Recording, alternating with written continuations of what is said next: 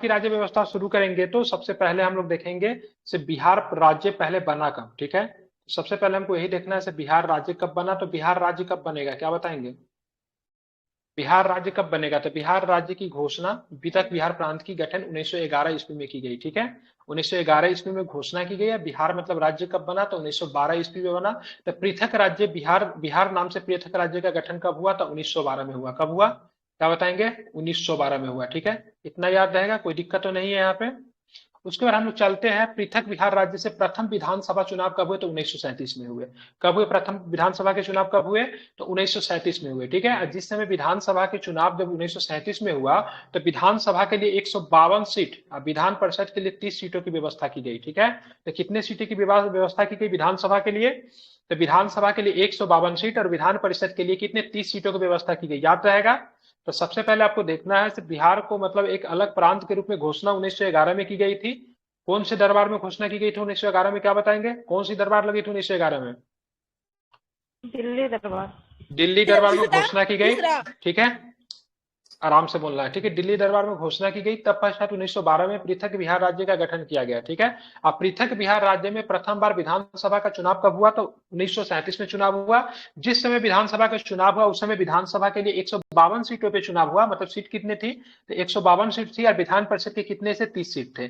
That means कह सकते हैं 1937 में ही बिहार की बात करेंगे ना, तो यहाँ पे जो मतलब विधानमंडल जो था दो सदनीय था, क्या था यहाँ पे, दो सदनीय था, ठीक है। अब चलेंगे, अब यहाँ पे देखेंगे 152 सीट में जो चुनाव जो हुआ उसमें से 70 निर्वाचन से सामान्य नागरिकों के लिए था। किसके लिए था, सामान्य नागरिकों के लिए कितने थे, 70 थे, ठीक है। 15 को जो था अनुसूचित जाति के लिए था, अनुसूचित जाति के लिए 15 था। 7 जो था अनुसूचित जनजाति के लिए था, उस 39 जो था मुसलमानों के लिए था। 4 जो था महिलाओं के लिए था। 2 जो था एंग्लो इंडियन के लिए था और 2 जो था यूरोपीय समुदाय के लिए था। और 13 सीट जो थे विशिष्ट व्यक्तियों के लिए था, जिसमें व्यवसाय से आते थे, उद्योग से आते थे, भूस्वामी थे, शिक्षक थे आदि थे। इन सब के लिए मतलब यहाँ पे सीटों का मतलब बंटवारा कर दिया गया था। कोई दिक्कत है, एक बार इसको पढ़ लीजिए, समझ में आ जाएगा अच्छे से, ठीक है।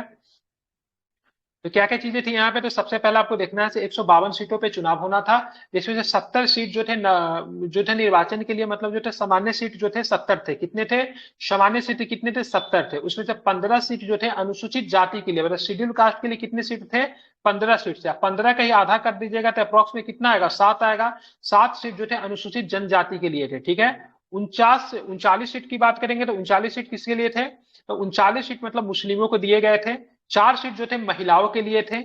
2 सीट जो थे यूरोपीय समुदाय के लोगों के लिए थे और 2 सीट जो थे एंग्लो इंडियन के लिए भी थे, ठीक है। एंग्लो इंडियन किसको कहेंगे, मान लीजिए यूरोपीय समुदाय के लोग हो या फिर कहीं दूसरे मुल्क के लोग हो लेकिन भारत में आके बस गए तो ऐसे लोगों को एंग्लो इंडियन कहेंगे, ठीक है। ध्यान में रखेंगे। उसके बाद बात करेंगे 13 जो थे विशिष्ट सीट थे, ठीक है। तो इसमें से आपको ध्यान में क्या रखना सो बता दे रहा हूं, ठीक है। आप ध्यान में रख लो मुस्लिम का सीट ध्यान रख लो, ठीक है, 39 को। टोटल सीट ध्यान रख लो 152 को, ठीक है। महिला का सीट ध्यान रख लो 4 गो, ठीक है। अनुसूचित जाति का सीट ध्यान रख लो 15 गो। इतना याद रखें, अनुसूचित जाति मैं पूछ रहा हूं, पता ही है 152 सीटों पे चुनाव हुए, अनुसूचित जाति के लिए कितना था, 15। 15 था, ठीक है। 15। महिलाओं के लिए कितनी सीटें थी, महिलाओं के लिए 4। 4 सीटें थी, ठीक है। उसके बताना, एक ही बार बोलना है, ठीक है। कितने सीट जो थे मुस्लिमों को दिए गए थे, तो क्या बताएंगे, 39। 39 सीट जो थे मुस्लिमों को प्रदान किए गए थे। टोटल सीट कितने पे चुनाव हुए थे, तो क्या बताएंगे, टोटल सीट 152। 152 पे। टोटल सीट कितना पे था, तो 152 पे था, ठीक है। याद रहेगा इतना, ठीक है। आगे चले, ये चुनाव किस साल में हुआ था, 1935 में, 1937 में, 1936 में, कब चुनाव हुआ था, 1937 में था, ठीक है। किस एक्ट में बात की गई जिसे चुनाव कराया जाएगा, प्रांतीय चुनाव करवाया जाएगा, किस एक्ट में थी, 1935 के एक्ट में। बहुत सुंदर, बेहतरीन, ठीक है। अब चलेगी, ये जो चुनाव जो हुआ ना इसमें 98 सीटों पे मतलब कांग्रेस ने जीत दर्ज कर ली, ठीक है। कितने सीटों पे, 152 सीटों पे से कितने सीटों पे मतलब कांग्रेस ने जीत दर्ज की, तो 98 सीटों पे कांग्रेस ने जीत दर्ज की, ठीक है। लेकिन जीत दर्ज करने के बाद भी कांग्रेस ने सरकार नहीं बनाई, ठीक है। क्या रीजन था कांग्रेस ने सरकार नहीं बनाई, श्री कृष्ण सिंह की सरकार नहीं बनी, मोहम्मद यूनिस मतलब इंडिपेंडेंट पार्टी के उम्मीदवार जो थे, ठीक है, उनको दायित्व सौंपा गया, मैं बताऊंगा, ठीक है। तो 98 सीटों पर कांग्रेस ने चुनाव जीती, 20 सीटों में मुस्लिम लीग ने चुनाव जीती, ठीक है। तो यहाँ पे मुस्लिम लीग ने कितने सीटों पे चुनाव जीता था, 20 सीटों पे चुनाव जीता, ठीक है। जबकि इनके लिए कितने सीट आरक्षित किए गए थे जहां से कोई दूसरा खड़ा ही नहीं हो सकता, केवल मुस्लिम ही खड़ा हो सकते थे, 40 39, कितना 39, ठीक है, ध्यान रखेंगे। अब यहाँ पे जैसे ही मतलब 98 सीटों पे कांग्रेस की चुनाव जीती, कांग्रेस को प्रत्यक्ष बहुमत मिल गया, क्योंकि 152 सीट पे जब चुनाव हुआ तो वोट कितना 72-73 सीट चाहिए, चाहिए ना, 72 को सीट चाहिए ना अप्रोक्स सरकार, 72 नहीं सॉरी 75 दूना 150, 77 सीट चाहिए, 76-77 सीट चाहिए सरकार बनाने के लिए। लेकिन कांग्रेस को 98 सीट मिली, इसलिए कांग्रेस को सरकार बनाने का न्योता दिया गया, ठीक है। लेकिन वहां पे, ठीक है, वहां का जो राज्यपाल जो था, ठीक है, गवर्नर जो था बिहार का, उनके साथ मतलब कांग्रेस का क्या हो गया, तो उनके साथ कांग्रेस का मतलब क्या होता, मतभेद हो जाता है, ठीक है। रीजन क्या था, तो श्वेतत्ता के सवाल पे, ठीक है, श्वेतत्ता के सवाल पे क्या होता, मतभेद हो जाता है। किसका मतभेद हो जाता है, श्री कृष्ण सिंह का मतलब मतभेद हो जाता है। श्वेतत्ता का आश्वासन नहीं दिया गया, मतलब पूरी तरीके से सरकार हम बनाएंगे, लेकिन मतलब स्पेशल पावर जो होगा, श्वेतत्ता जो होगा, किसके पास रहेगी, गवर्नर के पास रहेगा, फिर मुख्यमंत्री के पास रहेगा, यह आश्वासन नहीं मिला। इसलिए मंत्रिमंडल गठन करने से मतलब क्या कर देते, श्री कृष्ण सिंह इनकार कर देते हैं। और इसी कारण से आप देखोगे श्री कृष्ण सिंह मुख्यमंत्री नहीं बनते हैं, और क्या होता है, इंडिपेंडेंट पार्टी का जो उम्मीदवार जो थे मोहम्मद यूनुस, उनको जब दोबारा सरकार बनाने के लिए न्योता देता है, क्योंकि जब बड़ा पार्टी सरकार नहीं बनाता तो गवर्नर को एक रिस्पॉन्सिबिलिटी होती है, जिम्मेवारी होती है, तो किसी न किसी तरीके से, ठीक है, राज्य में मतलब शांति बहाल करने के लिए क्या कर ले, सरकार बनावे, ठीक है। और ऐसे कंडीशन में जब सरकार को बनाया जाता है तो किसे सरकार बनाने का न्योता मिलता, मोहम्मद यूनुस को सरकार बनाने का मौका मिलता है, ठीक है। इसी प्रकार मतलब क्या था, जब कार्यकारी दायित्व जब मोहम्मद यूनुस को जब सौंप दिया गया, तो इसी प्रकार से मोहम्मद यूनुस की बात करें तो बिहार के प्रथम मुख्यमंत्री कहलाए, क्या कहलाए, बिहार के प्रथम मुख्यमंत्री। लेकिन ये बनने वाले कौन थे, आपको श्री कृष्ण सिंह बनने वाले थे, लेकिन इन्होंने सरकार बनाने से इनकार कर दिया। इनको मुख्यमंत्री कम प्रधानमंत्री ज्यादा कहा जाता है, ठीक है, क्योंकि उस समय प्रधानमंत्री बनने का कॉन्सेप्ट था, ठीक है, ध्यान में रखेंगे। अब यहाँ पे क्या होता है, फिर जाके गवर्नर और मतलब कांग्रेस के बीच में सहमति हो जाती है, क्या हो जाता है, गवर्नर और कांग्रेस के बीच में सहमति हो जाती है। और इसी के परिणाम स्वरूप क्या था, 20 जुलाई 1937 को श्री कृष्ण सिंह के नेतृत्व में बिहार में पहली बार सरकार बनती है। और ऐसे कंडीशन में मोहम्मद यूनुस को क्या देना पड़ता है, इस्तीफा देना पड़ता है, क्योंकि इनके पास बहुमत नहीं था। ये तो ऐसा ही जबरदस्ती की सरकार बना हुआ था, क्योंकि श्री कृष्ण सिंह ने सरकार बनाने से इनकार कर दिया था, तो इनका इस्तीफा हो जाता है, श्री कृष्ण सिंह क्या होते हैं, मुख्यमंत्री बनते हैं। इस तरीके से अगर देखेंगे, कांग्रेस नेतृत्व वाली पहली बार सरकार, जो कांग्रेस की सरकार जब बिहार में बनी, तो उसके मुख्यमंत्री कौन बने थे, श्री कृष्ण सिंह बने, ठीक है, क्लियर। अब जब यहाँ पे होता है, अब जैसे किसी जो भी मतलब सरकार बनती है, तो क्या होता है, सरकार जब भी बनती है तो देखिएगा प्रोटेम स्पीकर का कॉन्सेप्ट आता है ना। प्रोटेम स्पीकर का कॉन्सेप्ट क्या होता है, जो कि नया ना मतलब विधानसभा बनता है, फिर लोकसभा बनता है, तो उसमें शपथ दिलाने के लिए काम होता है। तो डॉक्टर सच्चिदानंद सिन्हा का प्रोटेम स्पीकर, ठीक है, प्रोटेम स्पीकर किसे बनाएगा उस समय, डॉक्टर सच्चिदानंद सिन्हा का प्रोटेम स्पीकर बनाया गया, ठीक है। और यहाँ पे आप देखोगे तो बिहार विधानसभा के प्रथम स्पीकर की बात करेंगे ना, तो यहाँ पे श्री राम दयालु सिंह को बनाया गया। उसी तरह उपाध्यक्ष की बात करेंगे तो प्रोफेसर अब्दुल बारी को उपाध्यक्ष बनाया गया, ठीक है। तो स्पीकर कौन बने, तो रामदयालु सिंह स्पीकर बने, ठीक है। और उपाध्यक्ष कौन बने, तो अब्दुल बारी जो थे उपाध्यक्ष बने, ठीक है, इतना आपको ध्यान में रहेगा। अब प्रोटेम स्पीकर किसे बनाया गया, तो डॉक्टर सच्चिदानंद सिन्हा को बनाया गया, ठीक है। तो डॉक्टर सच्चिदानंद सिन्हा का काम क्या रहा होगा, केवल मतलब क्या, शपथ दिलाना, ठीक है। उसके बाद में स्पीकर और मतलब क्या बोलते हैं, उपाध्यक्ष की बात करें तो दोनों को दोनों क्या बने, रामदयालु सिंह और मतलब प्रोफेसर अब्दुल बारी, ठीक है, इतना याद रहेगा। ये सरकार मतलब क्या होती है, 1937 में सरकार बनी थी, कब बनी थी ये सरकार, 1937 में सरकार बनी। लेकिन आपको पता होगा 1939 में विश्व युद्ध शुरू हो जाता है, ठीक है, बिल्कुल 1939 में विश्व युद्ध शुरू हो जाता है। और बिना भारत से परमिशन लिए हुए क्या होता है, विश्व युद्ध में भारतीय सेना को सम्मिलित कर दिया जाता है, ठीक है। इस बात से क्या होता है, सारे राज्यों में सरकार जो थे नाराज हो जाते हैं, और सभी राज्यों के सरकार ने मतलब क्या किया, वहां पे त्याग पत्र दे दिया। इसी कंडीशन में मतलब क्या होता है, इसी कंडीशन में देखने को आपको मिलेगा, कांग्रेस मंत्रिमंडल ने भी त्याग पत्र दे दिया, विधानसभा को भंग कर दिया गया, ठीक है, दिवस मनाया जाता है। यहाँ पे मुक्ति दिवस नहीं मनाते, मुक्ति दिवस वो क्या बनाएगा, वो बनाएगा, क्या नाम है उसका, मुस्लिम लीग बनाएगा मुक्ति दिवस, ठीक है, ध्यान रखिए, ये नहीं बनाएगी, ठीक है। चलिए, तो यहाँ पे 1939 से लेकर 1945 तक विधानसभा का गठन नहीं हुआ, क्योंकि देश में क्या चल रहा था, देश में क्या चल रहा था, देश में नहीं सॉरी विश्व में क्या चल रहा, सेकेंड वर्ल्ड वॉर चल रहा था। इसलिए 1939 से लेकर 1945 तक मतलब क्या होता है, विधानसभा का मतलब गठन नहीं हुआ, ठीक है। और फिर से जाके चुनाव कब होता है, तो 1935 ईस्वी के अधिनियम के आधार पे, मतलब चुनाव तो जो होना था 1935 के अधिनियम के आधार पर चुनाव होना था। 1946 में फिर से चुनाव हुए, और अप्रैल 1946 में श्री कृष्ण सिंह ने कांग्रेस का प्रतिनिधित्व करते हुए मुख्यमंत्री पद फिर से संभाला, ठीक है। तो ध्यान में रहेगा, एक बार श्री कृष्ण सिंह आजादी से पहले 1937 में मुख्यमंत्री बने, अब फिर से जब 1946 में जब चुनाव होता है, तो फिर मतलब श्री कृष्ण सिंह ही मतलब मुख्यमंत्री बनते हैं, ठीक है। जब देश जब आजाद होता है तो श्री कृष्ण सिंह ही मतलब क्या होते हैं, मुख्यमंत्री मतलब होते हैं, ठीक है। तो ये कंडीशन पूरा याद रहेगा। चुनाव कब तक नहीं हुआ? 1939 से लेके, ठीक है, 1945 तक मतलब चुनाव नहीं हुआ। रीजन क्या था? What is reason? मतलब रीजन इसका यही था, देश में क्या चल रहा था, सॉरी देश में, विश्व में क्या चल रहा था, तो वहां पे सेकेंड वर्ल्ड वॉर चल रहा था, ठीक है। और चुनाव कराने का जो आधार जो था, कौन सा एक्ट है? 1935 का भारत शासन अधिनियम एक्ट हो जाएगा, ठीक है। ध्यान में रखें, ध्यान से समझिए, ठीक है। बिहार के पॉलिटिक्स को समझना बहुत आसान है, टफ नहीं है, ठीक है। ये थोड़ा सा आएगा, उसके बाद फिर आएगा एमसीक्यू फैक्ट पे हम लोग आ जाएंगे, ठीक है।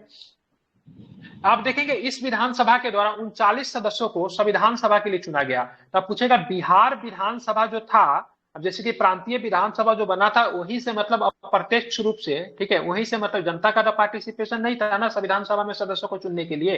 तो यहाँ पे क्या होता था ना, तो यहाँ पे मतलब क्या होता था, आप देखोगे तो यहाँ पे आपको देखना क्या है, तो यहाँ पे आपको देखना है मतलब यहाँ से लोग जो थे क्या थे, मतलब विधानसभा के सदस्य जो थे चुने जाते थे संविधान सभा में। तो बिहार से कितने सदस्य को चुना गया, अगर ये प्रश्न आपसे पूछा जाएगा तो क्या बताएंगे?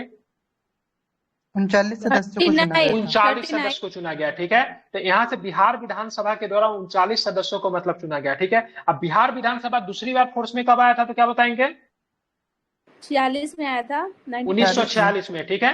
1946 में आया था, क्योंकि 45 तक तो क्या युद्ध ही चल रहा था। तो 1946 में पुनः चुनाव होता है, और अप्रैल 1946 में, ठीक है, श्री कृष्ण सिंह की कांग्रेस का प्रतिनिधित्व करते हुए मुख्यमंत्री पद को संभाला, ठीक है। यहाँ पर 39 सदस्यों को संविधान सभा के चुना गया, जिसमें से, ठीक है, ये इंपॉर्टेंट कॉन्सेप्ट, ये याद कर लीजिए, सरोजिनी नायडू जी का चुनाव कहां से हुआ था, ठीक है, याद कर लीजिए, ठीक है। ये प्रश्न किसी भी एग्जाम में बीपीएससी में पूछ दे, टीचर कहीं ना कहीं से पूछेगा। सरोजिनी नायडू भले ही दक्षिण भारत से थी, लेकिन उनका चुनाव जो हुआ था बिहार विधानसभा से हुआ था, ठीक है। याद रहेगा कि भूल जाएंगे? ठीक है, याद रहेगा ना। तो सरोजिनी नायडू का नाम जरूर याद रखिए। डॉक्टर राजेंद्र प्रसाद, जगजीवन राम, सच्चिदानंद सिन्हा जी का नाम याद करना आसान है, क्योंकि सारा का संबंध जो था बिहार से था। लेकिन ये जो थी हमारी क्या बोलते हैं इनको, क्या कोकिला बोला जाता है, ठीक है, ये कहाँ से, सरोजिनी नायडू कहाँ से आती थी, कहाँ से आती थी ये, ठीक है, ये आती थी आंध्र प्रदेश से आती थी, ठीक है। लेकिन इनका चुनाव बोला जाता है स्वर का कुला, नहीं भारत को किला बोलते होंगे, स्वर को किला लता मंगेशकर जी को बोलते हैं, ठीक है, ध्यान में रखेंगे, ठीक है। इनका चुनाव जो हुआ था बिहार, एक दिन कहीं पे प्रश्न भी पूछ रहा था, लोग डिबेट भी कर रहे थे, ठीक है। तो ये कैसे हो सकता है, वो तो मतलब आंध्र प्रदेश से आती थी, लेकिन ये जरूरी नहीं है, ठीक है। कोई भी व्यक्ति कहीं से भी चुना जा सकता है, ठीक है, ध्यान में रखिए, कहीं से भी पहुंच सकता है, ठीक है। तो यहाँ पे सरोजिनी नायडू का चुनाव यहीं से हुआ था, ठीक है। आप देखेंगे सारी चीजें जब चल रही थी, तो स्वतंत्र भारत का पहला आम चुनाव होता है, ठीक है। 46 में सरकार तो बन ही गई थी, लेकिन देश का पहला आम चुनाव कब होता है? 1952 में होता है, ठीक है, 1952 में होता है। इस समय जो देश में जो बिहार विधानसभा में जो चुनाव जो हुए, उसमें कितने सीटों के लिए चुनाव हुई? तो 330 सीटों के लिए चुनाव हुई। कितनी सीटों के लिए चुनाव हुई? तो 330 सीटों के लिए यहाँ पे चुनाव होता है। अब फिर से यहाँ पे स्वतंत्र भारत के प्रथम मुख्यमंत्री कौन बनते हैं? तो श्री कृष्ण सिंह बनते हैं, ठीक है। तो इस समय देश में जब 330 सीटों के लिए चुनाव होता है, लेकिन पहली बार जो चुनाव 1937 में हुआ था, तो वहां पे कितने सीटों के लिए चुनाव हुआ था? 152 बिल्कुल, 152 सीटों के लिए चुनाव हुआ था, ठीक है। मुस्लिम लीग को कितना सीट दिया गया था? उसमें सर 39। बहुत सुंदर, 39 सीट जो था मुस्लिमों को दिया गया था, ठीक है। महिला के लिए कितने सीट थे? 4। अनुसूचित जाति के लिए कितने सीट सुरक्षित रखे गए थे? 15 सीट, ठीक है। अनुसूचित जनजाति को कितने सीट मिले थे? 7। एंग्लो इंडियन और यूरोपियन के लिए 2-2 सीट, ठीक है, याद रहेगा। चलिए, सामान्य का सीट कितना था नहीं भी याद रखेंगे, कोई दिक्कत है। 70 सीट जो था सामान्य था। अप्रोक्स इसका अप्रोक्स आधा तो नहीं होगा, ज्यादा कम हो जाएगा, ठीक है। इतना आपको ध्यान में रखना है। जब 1952 में चुनाव हुआ, तो यहाँ पे कितने सीट थे हमारे पास? 303 सीट थे, ठीक है। चलिए, आप चलेंगे यहाँ पे, ठीक है, यहाँ पे राज्य सरकारों एवं उनकी कार्यप्रणाली, ठीक है। राज्य सरकार का भी अपना एक कार्यप्रणाली होता है। तो भारतीय संविधान के किस भाग में, ठीक है, किस अनुच्छेद के कहां से कहां तक, ठीक है, राज्य सरकार एवं उनके कार्यप्रणाली का चर्चा किया गया, तो क्या बताएंगे? सबसे पहले भाग की बात करेंगे, तो कौन सा भाग हो जाएगा? भाग, ठीक है। आर्टिकल्स बताओ बाबू, कितना हो जाएगा? 152 लेके 237 तक। यहाँ पे क्या है, तो यहाँ पे मतलब राज्य सरकार का मतलब कार्यप्रणाली का उल्लेख किया गया, ठीक है। आप चलेंगे राज्य सरकार के, जैसे राज्य सरकार में विधायिका, ठीक है, राज्य सरकार में विधायिका कैसे होता है? तो जैसे विधानसभा की बात करेंगे, सॉरी, राज्य सरकार में विधायिका या फिर विधानमंडल, ठीक है। विधानमंडल जो कहते हैं वो कैसे बनता है, ठीक है, कैसे बनेगा? विधायिका कैसे बनेगा? जैसे संसद में होता है ना, राष्ट्रपति होता है, लोकसभा होता है, राज्यसभा होता है, उसी तरह अगर हम विधानसभा कहेंगे ना, तो विधानसभा का मतलब एक हाउस हो गया, ठीक है। लेकिन अगर हम बोलेंगे विधान मंडल कहेंगे तो विधान मंडल में विधान परिषद भी आएगा, विधानसभा भी आएगा और राज्यपाल भी आएगा। ठीक है, तो विधान मंडल अलग अलग है, विधानसभा विधान परिषद अलग है। ठीक है, इसको एक साथ मत मिलाइएगा। विधान मंडल कहने का मतलब मेरा मतलब संसद से होगा। ठीक है, अब विधानसभा कहने का मतलब मेरा मतलब लोकसभा से होगा। अब विधान परिषद कहने का मतलब मेरा मतलब राज्यसभा से होगा। और राज्यपाल कहने का मतलब इसका कंपेयर हम लोग स्टेट और सेंट्रल के बीच में करें तो प्रेसिडेंट से कर सकते हैं। ठीक है, तो बिहार राज्य की विधायिका की बात करेंगे या फिर विधानमंडल की बात, इसमें राज्यपाल शामिल होंगे, विधान परिषद शामिल हो गए और विधानसभा शामिल हो गए। ठीक है, जहां पे विधान परिषद होगा वहीं पे, सभी जगह पे तो विधान परिषद नहीं है। ठीक है, लेकिन बिहार में हमारा कैसा सदन है तो 2 सदनीय है। कैसा है बिहार में? 2 सदनीय। 2 सदनीय। 2 सदनीय है। ठीक है, कैसा है? 2 सदनीय है। ठीक है, इसको आपको क्या करना है, ध्यान में आपको रखना है। ठीक है, याद रहेगा। उसके बाद चलते राज्य की कार्यपालिका पे आते हैं। क्या आते हैं? राज्य की कार्यपालिका पे। अब राज्य की कार्यपालिका, देखिए राज्य की विधायिका होता है, कार्यपालिका होता है, एक स्थानीय स्वशासन होता है। ठीक है, तो यहाँ पे कार्यपालिका में कौन कौन आएगा? तो राज्यपाल आ जाएंगे कार्यपालिका में। कार्यपालिका का प्रधान कौन होता है? राज्यपाल। वास्तविक प्रधान कौन होता है? वास्तविक प्रधान कौन होता है? मुख्यमंत्री। ठीक है, चलिए राज्यपाल के सारे शक्तियों का प्रयोग कौन करेगा? मुख्यमंत्री करेंगे एवं मंत्री परिषद करेंगे। ठीक है, और जो भी प्रशासनिक अधिकारी होते हैं, सीनियर ब्यूरोक्रेट जो होते हैं, वो सारे के सारे कार्यपालिका के मतलब क्या होते हैं? भाग होते हैं। ठीक है, ध्यान में रखेंगे, सारे के सारे किसके भाग होते हैं? कार्यपालिका के भाग होते हैं। ठीक है, ध्यान में रहेगा ना, तो दिक्कत नहीं है यहाँ पे समझने में। सर प्रशासनिक अधिकारी में कौन कौन आएगा? IAS IPS सारे के सारे राज्य कार्यपालिका का पार्टिसिपेट होते हैं। ठीक है, सारे IAS हो गए, आएगा ना, वो संघ में आएगा नहीं कोई जरूरी क्या है, स्टेट में आता है, संघ में नहीं आता है। ठीक है, IAS IPS भले ही संघ के द्वारा नियुक्त होते हैं, लेकिन राज्य कार्यपालिका के वो पार्टिसिपेंट होते हैं। ठीक है, स्टेट के होते हैं ये सारे के सारे। ठीक है, काम जहां पे करेगा वहीं पे होगा ना, स्टेट को लेकर काम करता है। ठीक है, समझ गए ना? जी सर। चलिए आगे चलेंगे तो आगे इसमें आएगा स्थानीय स्वशासन। स्थानीय स्वशासन यहाँ पे 2 तरह का मिलेगा, एक पंचायती राज और दूसरा जो होगा नगरीय प्रशासन। क्या होगा? एक पंचायती राज और दूसरा क्या होगा? नगरीय प्रशासन। ठीक है, याद रहेगा, भूलेंगे नहीं ना। कौन कौन हो जाएगा? पंचायती राज और नगर पालिका। पंचायती राज और नगर पालिका। ठीक है, ध्यान में रखिएगा। ठीक है, क्या हो जाएगा? पंचायती राज और नगर पालिका। ठीक है, ध्यान में रखिएगा। चलिए अब यहाँ पे हम बात करते हैं पंचायती राज और नगर पालिका की। अगर बात करेंगे, सॉरी, पंचायती राज और नगर पालिका की बात करेंगे तो यहाँ पे बिहार में इसको कानूनी दर्जा कब दे दिया गया था? 193 2006 में। कब दिया गया था? बिहार की बात कर रहा हूँ। ठीक है, 2006 में। ठीक है, संशोधन करके यहाँ पे दिया गया था। ठीक है, चलिए आगे चलेंगे तो यहाँ पे आप देखोगे, यहाँ पे सबसे पहले हम लोग राज्य के बारे में जानते हैं। ठीक है, राज्य सरकार का संवैधानिक प्रमुख कौन होता है? तो क्या बताएंगे? राज्यपाल। सरकार का संवैधानिक प्रमुख क्या होता है? राज्यपाल होता है। राज्यपाल को विधायी, कार्यपालिका एवं न्यायपालिका संबंधी अधिकार प्रदान किए जाते हैं। ठीक है, मतलब इनको मतलब क्या होता है? विधायी, कार्यपालिका एवं न्यायपालिका संबंधी अधिकार भी इनको प्राप्त होता है। ठीक है, इन अधिकारों का उल्लेख की बात करें तो संविधान के किस आर्टिकल्स में किया गया है? 152 से लेके 162 तक राज्यपाल के अधिकारों की बात कही गई है। ठीक है, तो राज्यपाल के पास कौन कौन से अधिकार होते हैं? विधायिका भी होता है, विधायी भी होता है, कार्यपालिका भी होता है, न्यायपालिका का भी अधिकार होता है। ठीक है, ध्यान में रखेंगे। लेकिन बात करें राज्यपाल जो होता है संवैधानिक प्रमुख होता है। ठीक है, वास्तविक प्रमुख की बात करेंगे तो वास्तविक प्रमुख जो होता है आपका CM ही होता है। ठीक है, क्योंकि राज्यपाल की बात करेंगे तो राज्यपाल जो होता है वो मंत्री परिषद की सलाह पे काम करता है। किसकी सलाह पे काम करता है? मंत्री परिषद की सलाह पे काम करता है। मंत्री परिषद का प्रमुख कौन होता है? तो क्या बताएंगे? सीएम साहब होते हैं। ठीक है, ध्यान में रखें। ठीक है, मुख्यमंत्री होते हैं। ठीक है, चलिए राष्ट्रपति शासन के दौरान राज्यपाल प्रत्यक्ष रूप से कार्यपालिका का प्रधान हो जाता है। जब राष्ट्रपति शासन लगेगा तो राज्यपाल जो होगा क्या होगा? प्रत्यक्ष रूप से कार्यपालिका का क्या हो जाएगा? प्रधान हो जाएगा। ठीक है, सारी शक्ति जो हो जाएगी राज्यपाल के अंतर्गत आएगा। राज्यपाल यहाँ पे किसको रिप्रेजेंट करेगा राष्ट्रपति शासन के समय? ये सर राष्ट्रपति को ना, केंद्र को, राष्ट्रपति को। ठीक है, मुख्यतः राष्ट्रपति को। ठीक है, अब तक बिहार में राष्ट्रपति शासन की बात करेंगे तो कितनी बार राष्ट्रपति शासन लग चुकी है? 8 बार। कितने बार? तो 8 बार। ठीक है, कितनी बार लग चुकी है? 8 बार लग चुकी है राष्ट्रपति शासन। ठीक है, ध्यान में रखेंगे, ये भी इंपॉर्टेंट प्रश्न है। तो बिहार में 8 बार राष्ट्रपति शासन लग चुका है। ठीक है, चलिए आप देखेंगे यहाँ पे बिहार के राज्यपालों की सूची, तो यहाँ से शायद प्रश्न बीपीएससी पूछ चुका, बिहार के प्रथम राज्यपाल कौन थे, ठीक है। 1935 के एक्ट के बाद बिहार के बने, ठीक है, जेम्स शिप्टन। क्या नाम था? जेम्स शिप्टन, ठीक है। तो शुरू का 2 राज्यपाल का नाम याद रखिए, जेम्स शिप्टन जो था, और एक चुनाव जो हुआ था इसके समय में, क्या नाम था? मॉरिस गार्नियर हैलेट के समय, ठीक है। तो पहला राज्य जेम्स शिप्टन, और दूसरा का नाम याद रखेंगे सर मॉरिस गार्नियर हैलेट, ठीक है। दोनों का नाम याद रहेगा कि भूल जाएंगे? ठीक है, याद रहेगा ना? एक बार नाम पढ़िए दोनों का। सर जेम्स शिप्टन और sir Maurice Garnier Hallett. Sir बहुत जेम्स सुंदर, ठीक है, ध्यान में रखेंगे। मॉरिस बहुत गार्नियर सुंदर, ठीक है। तो जेम्स शिप्टन का नाम रखेंगे, मॉरिस गार्नियर हैलेट का नाम याद रखेंगे, ठीक है।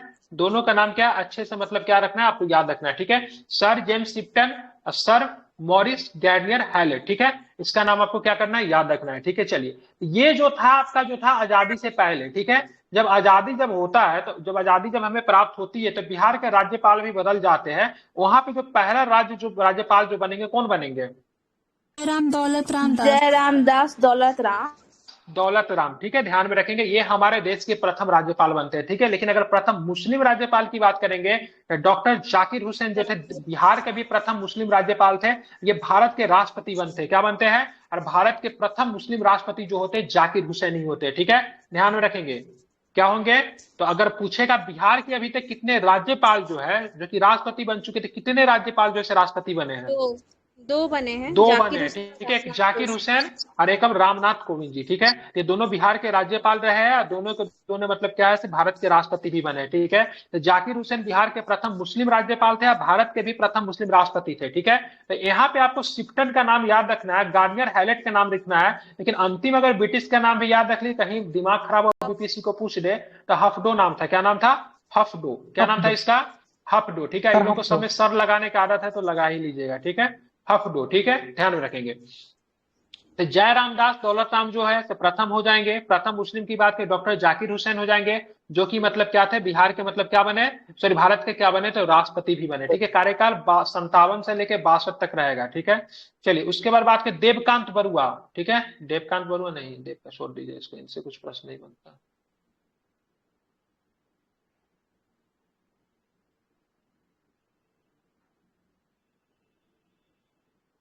झारखंड का जिस समय विभाजन हुआ उस समय राज्यपाल कौन थे? यही होंगे ना, उस समय विनोद चंद्र पांडे, यही है ना? विनोद चंद्र पांडे ही है ना जिस समय झारखंड का विभाजन हुआ? जी सर, 2000। ठीक है, ध्यान में रखिएगा। तो यहाँ पे क्या हो जाएंगे, विनोद चंद्र पांडे हो जाएंगे जिस समय झारखंड का विभाजन हुआ। तो इस समय इसको भी आप लोग क्या करें, थोड़ा याद रख ले, ठीक है। इसको भी क्या करें, याद करके सभी लोग रखें, ठीक है। चलिए, तो यहाँ पे कुछ राज्यपाल से और क्या प्रश्न बन सकता है? अभी कौन सा है, अभी कौन सा है? अभी ये चेंज हो गया, फागु चौहान नहीं है। आलेकर, क्या नाम है आलेकर की, क्या नाम है? ठीक है, विश्वनाथ आलेकर। चलिए, बहुत सुंदर, ठीक है। जो भी आलेकर साहब याद रखिएगा, अभी वर्तमान में, उनसे पहले फागु चौहान था, ठीक, फागु चौहान थे, सॉरी, ठीक है। अभी बात करेंगे तो बिहार के ऐसे 2-4 राज्यपाल रहे जो कि आगे चल के राष्ट्रपति बने, जैसे जाकिर हुसैन साहब थे, रामनाथ कोविंद साहब थे, ठीक है। चलिए, बात करें फागु चौहान की, बात करेंगे बिहार के 40वें राज्यपाल है। तो अभी जो है आलेकर साहब जो बिहार के 41वें राज्यपाल हो जाएंगे। कितने नंबर के? 41वें राज्यपाल के, ठीक है। अब देखिए पदासीन, यहाँ पे पदासीन का आपका क्या दिया, हटाइए इसको, क्या ही बताए, ठीक है। आप चलेंगे बिहार के विधान परिषद। बिहार का सदन क्या है? 2 सदनीय है, पता है। बिहार का सदन क्या है? 2 सदनीय है, ठीक है, ध्यान में रखिएगा। तो 2 सदनीय सदन की बात करेंगे तो यहाँ पे किस तरह की व्यवस्था की गई उसके बारे में आते हैं। एक सदन जो है आपका विधानसभा है, जो कि मतलब लोकप्रिय सदन होता है। दूसरा जो उच्च सदन है, जिसको क्या बोलते हैं, विधान परिषद बोलते हैं, ठीक है। तो विधान परिषद होता है उच्च सदन होता है, विधानसभा जो होता है निम्न सदन होता है, या फिर उसको लोकप्रिय सदन कहते हैं, ठीक है। अब विधान परिषद की गठन का निर्माण का वर्णन संविधान के किस आर्टिकल्स में किया गया? तो बहुत सुंदर प्रश्न है, बताइए जरा, किस आर्टिकल में विधान परिषद 169 में किया गया? किसमें किया गया है?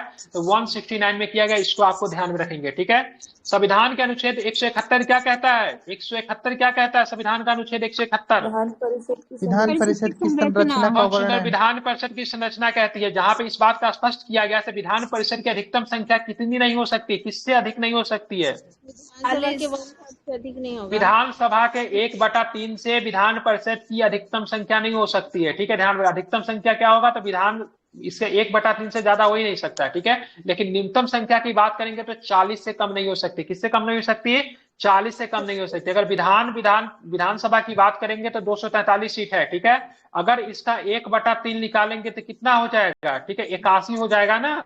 कितना हो जाएगा, 81। डेट में विधान परिषद की संख्या कभी भी 81 से ज्यादा क्या हो सकती, नहीं हो सकती। वर्तमान में कितना है, तो वर्तमान में 75 है, ठीक है। मैक्सिमम कितना हो सकता है, तो मैक्सिमम 81 हो सकता है, 82 नहीं हो सकता है, ठीक है। याद रहेगा, कोई दिक्कत नहीं है, ठीक है। अब चलेंगे, सारे कॉन्सेप्ट जब क्लियर हमारा होता है तो उसके बाद थोड़ा इसके बारे में जान लेते हैं। और 40 से कम कभी नहीं हो सकता, ठीक है। 40 से कम विधान परिषद की संख्या और 60 से कम, ठीक है, विधान सभा की संख्या नहीं हो सकती। लेकिन कहीं कहीं पे अपवाद भी है, ठीक है। तो अपवाद में हम लोग नहीं जाए। कॉन्स्टिट्यूशन जो हमारा कहता है 60 से कम नहीं हो सकता विधानसभा, और विधान परिषद 40 से कम नहीं हो सकता। हम लोग इसी पे बात करते हैं, ठीक है। अब चलेंगे, विधान परिषद की पहली बैठक कब हुई थी।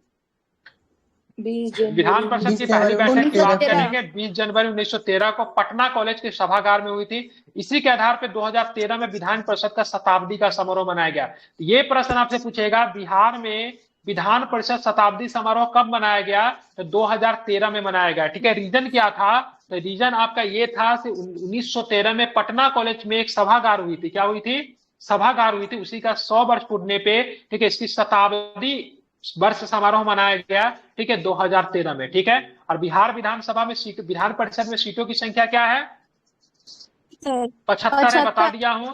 और दूसरी बात मैंने एक चीज और भी बता, विधान परिषद एक किस प्रकार का सदन है, अस्थायी सदन होता है। कैसा होता है, अस्थायी सदन होता है, इसीलिए कभी इसको भंग नहीं कर सकते, ठीक है। लेकिन इसके सदस्य की बात करेंगे तो इसके 1/3 सदस्य जो होते हैं, कितने सदस्य होते हैं, 1/3, 2/3 नहीं करेंगे, कितने सदस्य, 1/3 प्रति 2 वर्ष पे क्या होते हैं, रिटायर होते हैं। क्या होते हैं, प्रति 2 वर्ष पे रिटायर होता है। इसका ध्यान आपको रखना है, कैसे 2 वर्ष पे कैसे, 1/3 को जोड़ेंगे ना, 6 वर्ष का कार्यकाल होता है। तो 1/3 जोड़ 1/3 जोड़ 1/3, ठीक है, सब में जोड़ेंगे तो कितना आ जाएगा, 3/3 आ जाएगा।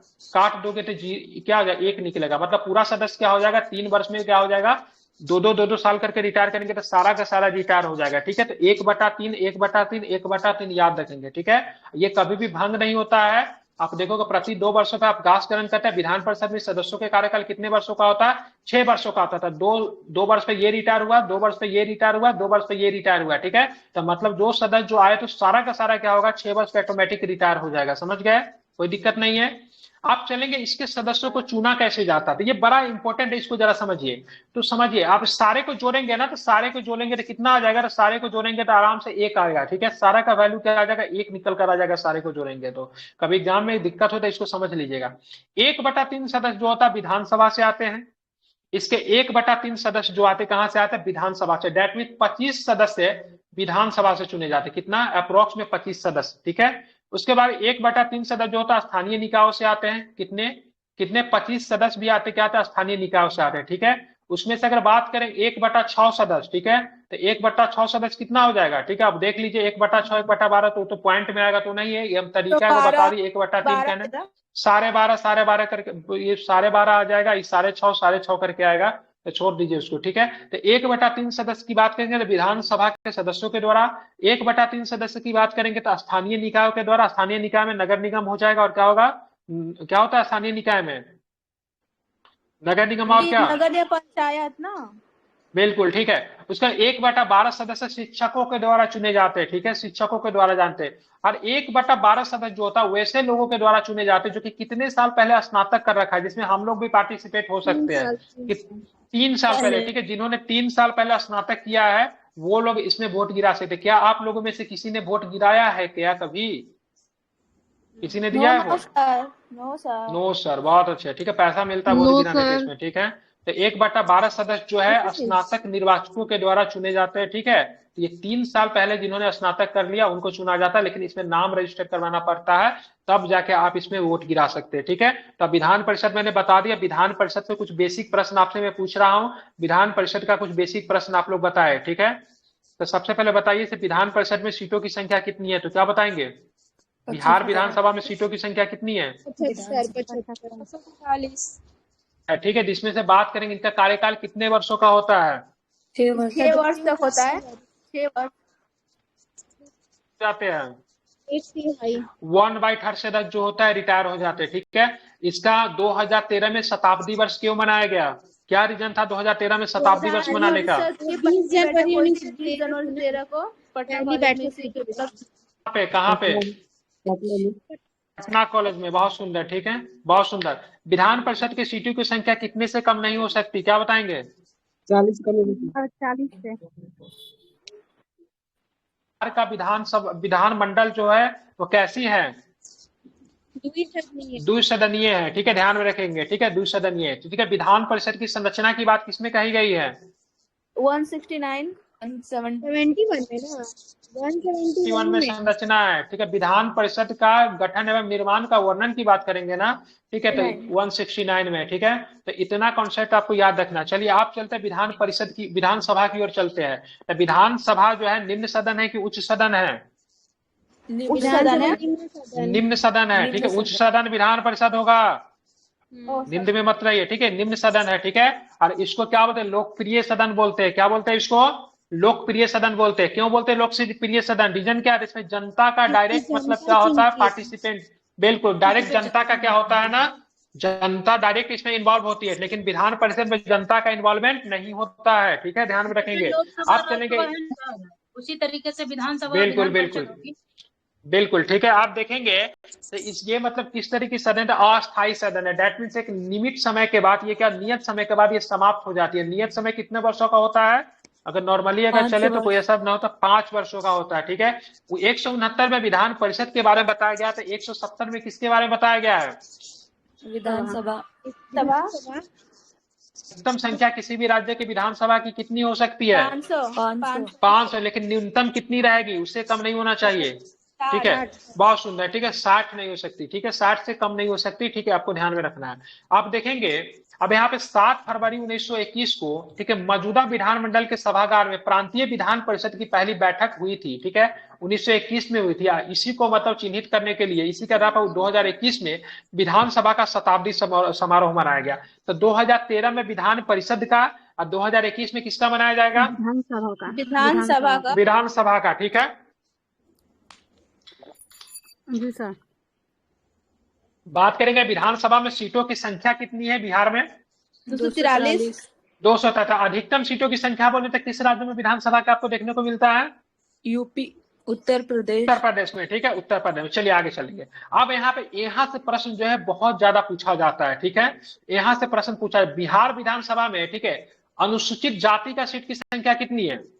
38 है, ठीक है। अनुसूचित जनजाति के सीट की संख्या कितनी है? 2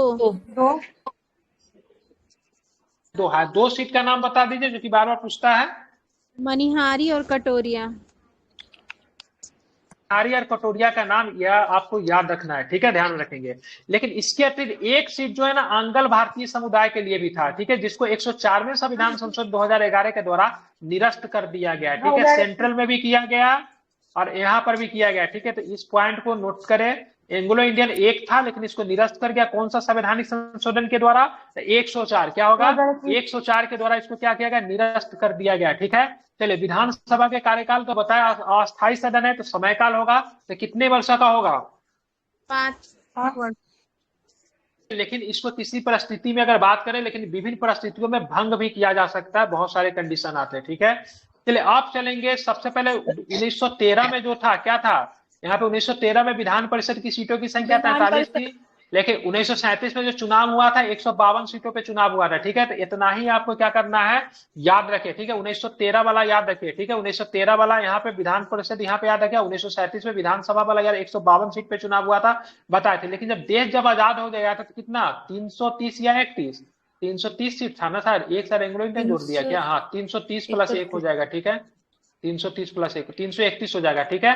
तो ध्यान में रखिएगा 1913 में जब चुनाव हुआ था तो 43 को विधान परिषद, और जब 1937 में चुनाव हुआ था 152 सीट था, जिससे मुस्लिम लीग के कितना था 152 में से? 39 था। बहुत सुंदर। 1952 में चुनाव होता है 331। अब यहाँ पे झारखंड अलग होगा, ठीक है, झारखंड अलग होगा तो वो कॉन्सेप्ट होंगे। जब झारखंड अलग होता है तो बिहार में विधान परिषद कितना रह जाएगा, जो कि अभी भी है 75 ना, 75। अब विधानसभा कितना रह जाएगा, जो कि अभी भी है 243। आपको ध्यान रखना। 1913 में कितना था तो 43 था, 1937 में कितना हो जाएगा, तो 152 हो जाएगा विधानसभा, ठीक है, ये विधान परिषद है, ठीक है।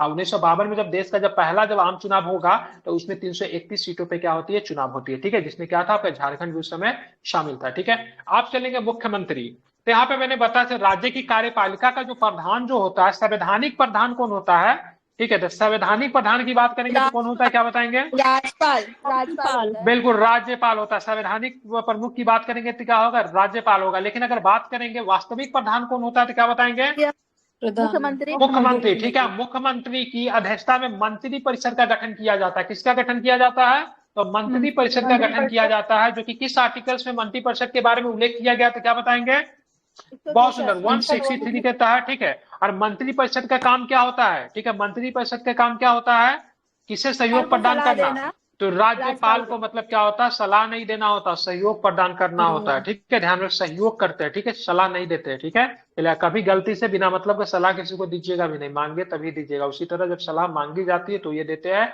इसी तरह मुख्यतः काम होता है सहयोग प्रदान करना, ठीक है। आप देखेंगे मुख्यमंत्री जो होता है मंत्री परिषद में मंत्रिमंडल की बैठक की अध्यक्षता करता है, ठीक है।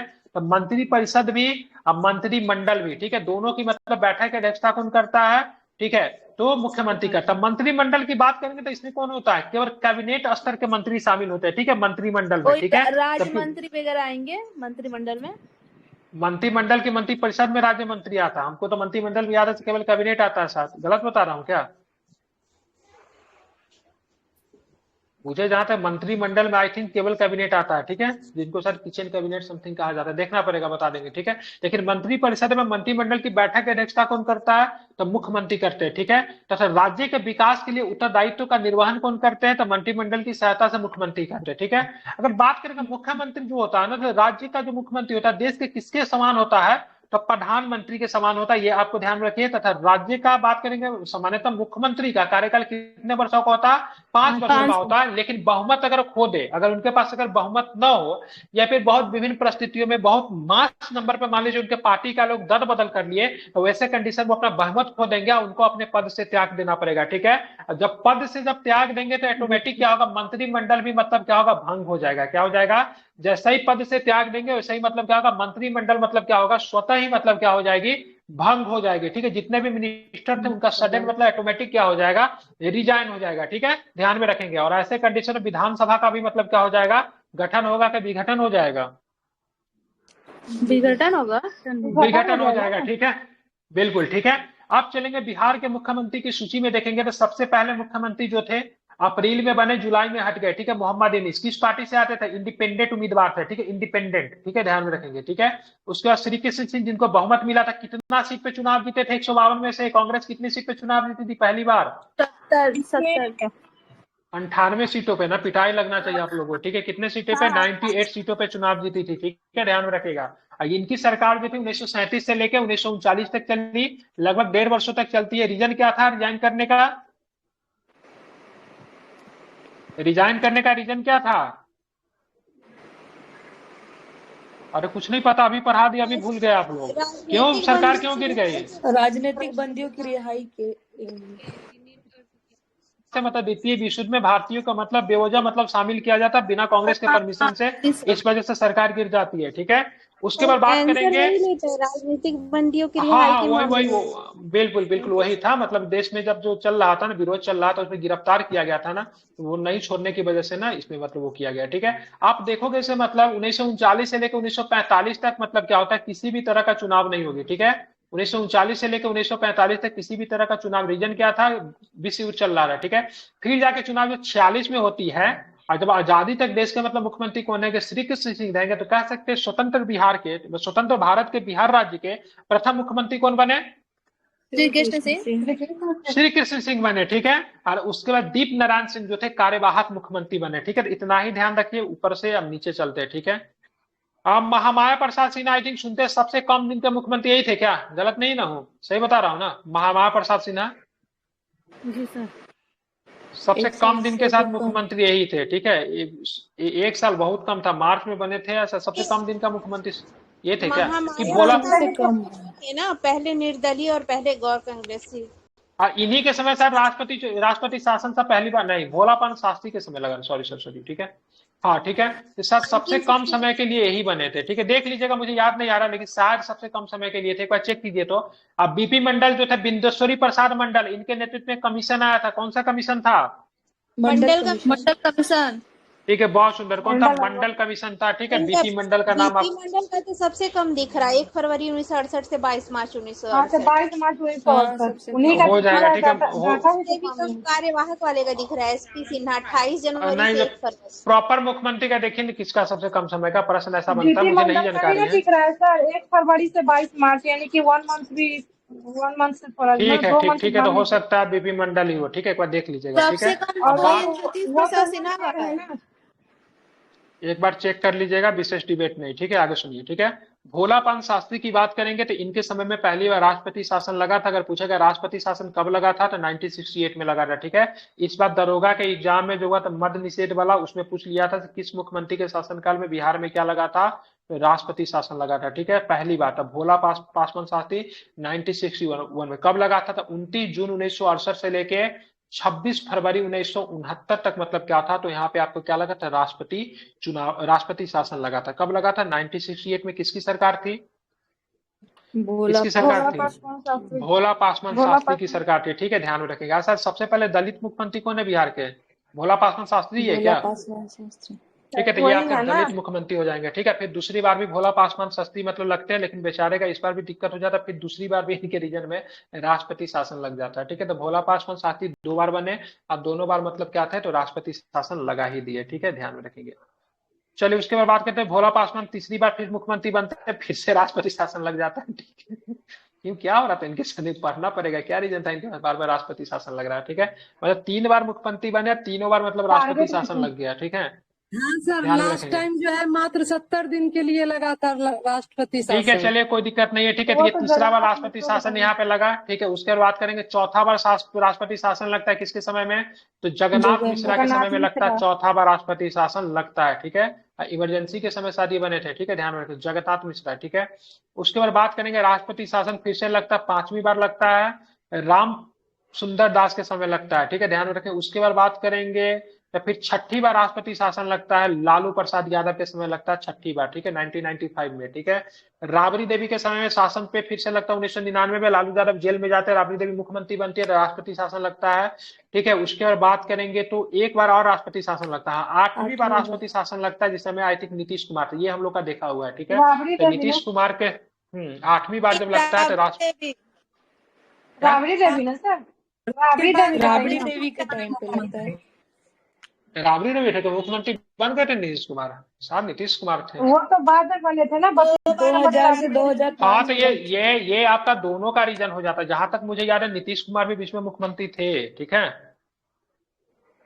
तो देता देखना पड़ेगा, ठीक है। लेकिन बिहार में कुल कितने बार, 8 बार राष्ट्रपति शासन लग चुका है, 8 बार राष्ट्रपति शासन लग चुका है, मुख्यमंत्री 8 बार शपथ ले चुके हैं। कौन ले चुके थे? 8वीं बार मतलब मुख्यमंत्री बिहार के बने नीतीश कुमार, और 8 बार मतलब क्या लगा, तो राष्ट्रपति शासन भी लग गया, ठीक है, याद रहेगा, कोई दिक्कत नहीं, ठीक है। पहली बार राष्ट्रपति शासन किस साल में लगा था? 68 में। किसकी सरकार थी? किसकी सरकार थी? भोला पासवान शासित है, ठीक है, ध्यान में। सर्वाधिक बार राष्ट्रपति शासन किसके समय में लगा? उन्हीं के बताएं, 3 बार लग गया, ठीक है, ध्यान में रखें। चलिए आप चलेंगे, कुछ एमसीक्यू प्रश्न है उसको जरा लेते हैं, ठीक है। ब्रिटिश शासन में बिहार के प्रथम मुख्यमंत्री कौन थे, तो क्या बताएंगे? मोहम्मद यूनुस। चलिए, स्वतंत्र बिहार के प्रथम मुख्यमंत्री कौन थे? मुख्यमंत्री कौन थे? भोला महामाया मुख्यमंत्री कौन हो जाएगी? राबड़ी देवी। मुख्यमंत्री कौन हो जाएंगे? अब्दुल गफूर। लेकिन बिहार के प्रथम मुस्लिम राज्यपाल कौन हो जाएंगे? ये जाकिर हुसैन। मुख्यमंत्री कौन हो जाएंगे? 8 बार। सारी चीजें जब हो जाती है तो यहाँ पे हम लोग सेंटर बिहार में मतलब बिहार के बारे में पढ़ लिए, ठीक है। आप चलेंगे, हम लोग चलेंगे स्थानीय स्वशासन के बारे में भी बिहार के बारे में समझेंगे। आप देखिएगा, स्वतंत्रता के उपरांत ही, ठीक है, 1947 में बिहार में पंचायती राज की व्यवस्था में संबंध में अधिनियम बनाया गया, ठीक है। लेकिन ये रूल कब आता है? तो 73वें संविधान संशोधन होता है, बिहार सरकार ने बिहार पंचायती राज अधिनियम लागू किया, जो कि मतलब 1992 में आता, ठीक है। तो 73वें संविधान संशोधन के बाद बिहार सरकार ने पंचायती राज अधिनियम नियम लागू किया, जो कि 92 में लागू हुआ था, ठीक है, ध्यान में रखेंगे। अब बात करेंगे बिहार में, ठीक है, बलवंत राय मेहता समिति की बात करेंगे, 1957 में आई थी ना बलवंत राय मेहता समिति, कब थी? 1957। और अशोक मेहता 1977, ठीक है, दोनों याद रखे। तो बलवंत राय मेहता समिति के सिफारिश के अनुरूप त्रिस्तरीय सरकार का गठन कहाँ किया गया? त्रिस्तरीय मतलब यहाँ पे पंचायती राज का गठन किया गया बिहार में, जो कि मतलब 2001 से कार्यरत है। कब से कार्यरत है त्रिस्तरीय? तो 2001 से कार्यरत है। लेकिन यहाँ पे आप देखोगे पंचायती राज व्यवस्था को और भी अधिक सशक्त बनाने के लिए आप देखोगे तो बिहार पंचायती राज अधिनियम लागू किया गया। तो बिहार पंचायती राज अधिनियम कब लागू किया गया? तो क्या बताएंगे? 2006 में। कब लागू किया गया? तो 2006 में लागू किया है, ठीक है, ध्यान में रखिएगा। कब लागू किया गया? तो 2006 में लागू किया गया। इतना क्या करना है आपको, क्या करना है, ध्यान में रखना है, ठीक है। कुछ लोग आए थे, उनको अनम्यूट कर देता हूँ, ठीक है। तो 2006 में मतलब क्या थे? तो यहाँ पे बिहार पंचायती राज अधिनियम का लागू किया है। लेकिन त्रिस्तरीय व्यवस्था जो है पंचायती राज की व्यवस्था, इसका सुझाव किसने दिया था? बलवंत राय। बलवंत राय ने, ठीक है। ये व्यवस्था कब से काम कर रही है? तो क्या बताएंगे? 2001 से। 2001। चलिए, तो बिहार पंचायती राज नियम 2006 में आया। इसके तहत बिहार राज्य के 3 स्तर होते हैं, ठीक है। कौन कौन से 3 स्तर हैं? ग्राम पंचायत समिति, ठीक है, जिला परिषद। इसमें से किसको अगर हटा दे फिर भी काम चल जाएगा, कोई दिक्कत नहीं अगर हटा भी दे तो। पंचायत समिति को, ठीक है, इसको पंचायत समिति को हटा देंगे, ठीक है। महिलाओं के लिए कितने प्रतिशत पे आरक्षण देने की बात कही गई है बिहार पंचायती राज अधिनियम? लेकिन मिनिमम अगर बात करेंगे तो महिलाओं के लिए कितनी से कम नहीं होनी चाहिए? कितने प्रतिशत आरक्षण से कम नहीं होनी चाहिए मिनिमम? 33%। बिल्कुल 33% से नहीं, 33% से कम नहीं होना चाहिए। लेकिन अगर राज्य चाहे तो वो ज्यादा दे सकता है, ठीक है। चलिए आगे चलेंगे, आवाज नहीं आ रही, ठीक है। अब चलेंगे यहाँ पे पिछड़े वर्ग को सभी स्तरों पे अधिकतम 20% का आरक्षण देना होगा। कितना देना होगा पिछड़े वर्ग को? 20% को, ठीक है। चलिए आप बात के अनुसूचित जाति अनुसूचित जनजाति के वर्ग को, ठीक है, कौन 50% बोल रहे? 20%, ठीक है। अनुसूचित जाति तथा अनुसूचित जनजाति के वर्ग को सभी स्तरों पे मतलब जनसंख्या के अनुपात में आरक्षण दिया होगा, ठीक है। किनकी आवाज आ रही है? ये हरिहर करके कोई है। 100 पे 4%।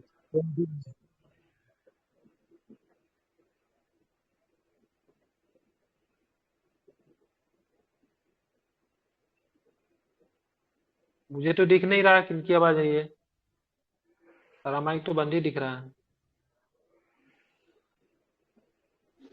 माइक बंद करके रखिए, ठीक है। तो यहाँ पे आपको ध्यान में क्या रखना है? अनुसूचित जाति या फिर जनजाति की बात करेंगे तो इनका जैसा जनसंख्या रहेगा उस जनसंख्या के अनुपात में इनको आरक्षण दिया जाएगा, ठीक है, ध्यान में रखेंगे। और यहाँ पे पिछले वर्ग को आरक्षण की बात करेंगे तो 20%, ठीक है, इसको आपको ध्यान में रखना। महिलाओं का आरक्षण की बात करेंगे तो 50% आरक्षण दिया है, ठीक है, बिल्कुल। आप चलेंगे अनुसूचित जाति अनुसूचित जनजाति तथा पिछड़े वर्ग के सभी स्तरों एवं पदों पे कुल आरक्षण 50% से अधिक नहीं होगा, ठीक है। तो अनुसूचित जाति की बात करेंगे, जनजाति की बात करेंगे, ठीक है, पिछड़े वर्ग के सभी स्तरों पे कुल पदों का आरक्षण जो है 50% से अधिक क्या हो सकता है? नहीं हो सकता है, ठीक है, ध्यान रखिएगा। 50% तो अकेले महिला को मिला हुआ है, ठीक है। पंचायती राज के निर्वाचित पद धारकों को लोक सेवक का दर्जा दिया जाता है। क्या दिया गया है? जो यहाँ पे पंचायती राज का चुनाव जो जीतेंगे किसी भी पद का चुनाव, उनको क्या कहा जाएगा? लोक सेवक कहा जाएगा, ठीक है।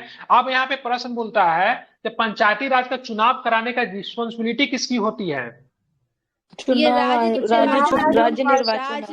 चुनाव राज्य निर्वाचन आयोग का होता है, ठीक है, ध्यान में रखेंगे। लेकिन अधिसूचना जारी कर, सॉरी क्या बोलते हैं, चुनाव राज्य निर्वाचन आयोग का मतलब क्या होता है? इसकी रिस्पॉन्सिबिलिटी होती है बिहार पंचायत, उसे पंचायती राज्य का मतलब क्या करे? चुनाव करवाए, ठीक है। आप देखेंगे बिहार पंचायती राज नियम 2006 के अधीन यहाँ पे ग्राम सभा का चुनाव होता है, ठीक है, सॉरी ग्राम सभा, ग्राम पंचायत, पंचायत समिति में जिला परिषद की संरचना एवं विशेषताएं के बारे में हम लोग क्या है इन सारे चीजों को समझेंगे, ठीक है। तो यहाँ से प्रश्न जो होता है एग्जाम में आपके बनते भी है, जरा इसको ध्यान में समझने की कोशिश करेंगे। सबसे पहले ग्राम सभा की बात करेंगे तो ये पंचायती राज के अधीन सबसे बड़ी सभा होती है। क्या होती है? ग्राम सभा की बात करेंगे तो पंचायती राज के में सबसे बड़ी सभा होती है।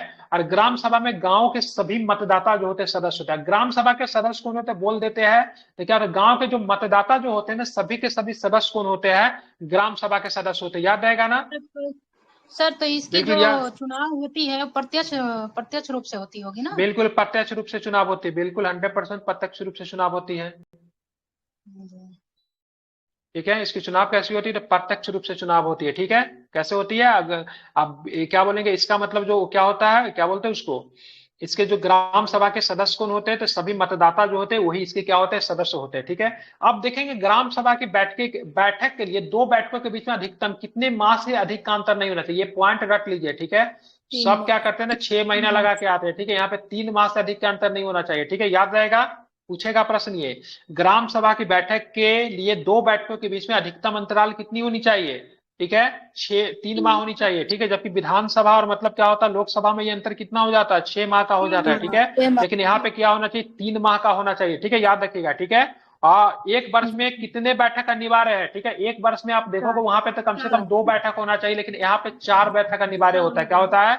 4 बैठक अनिवार्य होता है। यही 4 को 3 से मल्टीप्लाई कर दो तो कितना आ जाएगा? 12 हो जाएगा। एक वर्ष में कितना महीना? 12 महीना। ठीक है, तो कम से कम 4 बैठक होना चाहिए और कम से कम कितनी? 3 माह से ज्यादा का अंतर नहीं होना चाहिए। लेकिन लोकसभा विधानसभा में कम से कम 2 बैठक होना चाहिए और दोनों बैठकों के बीच में 6 माह से ज्यादा का अंतर नहीं होना चाहिए। पता है ना?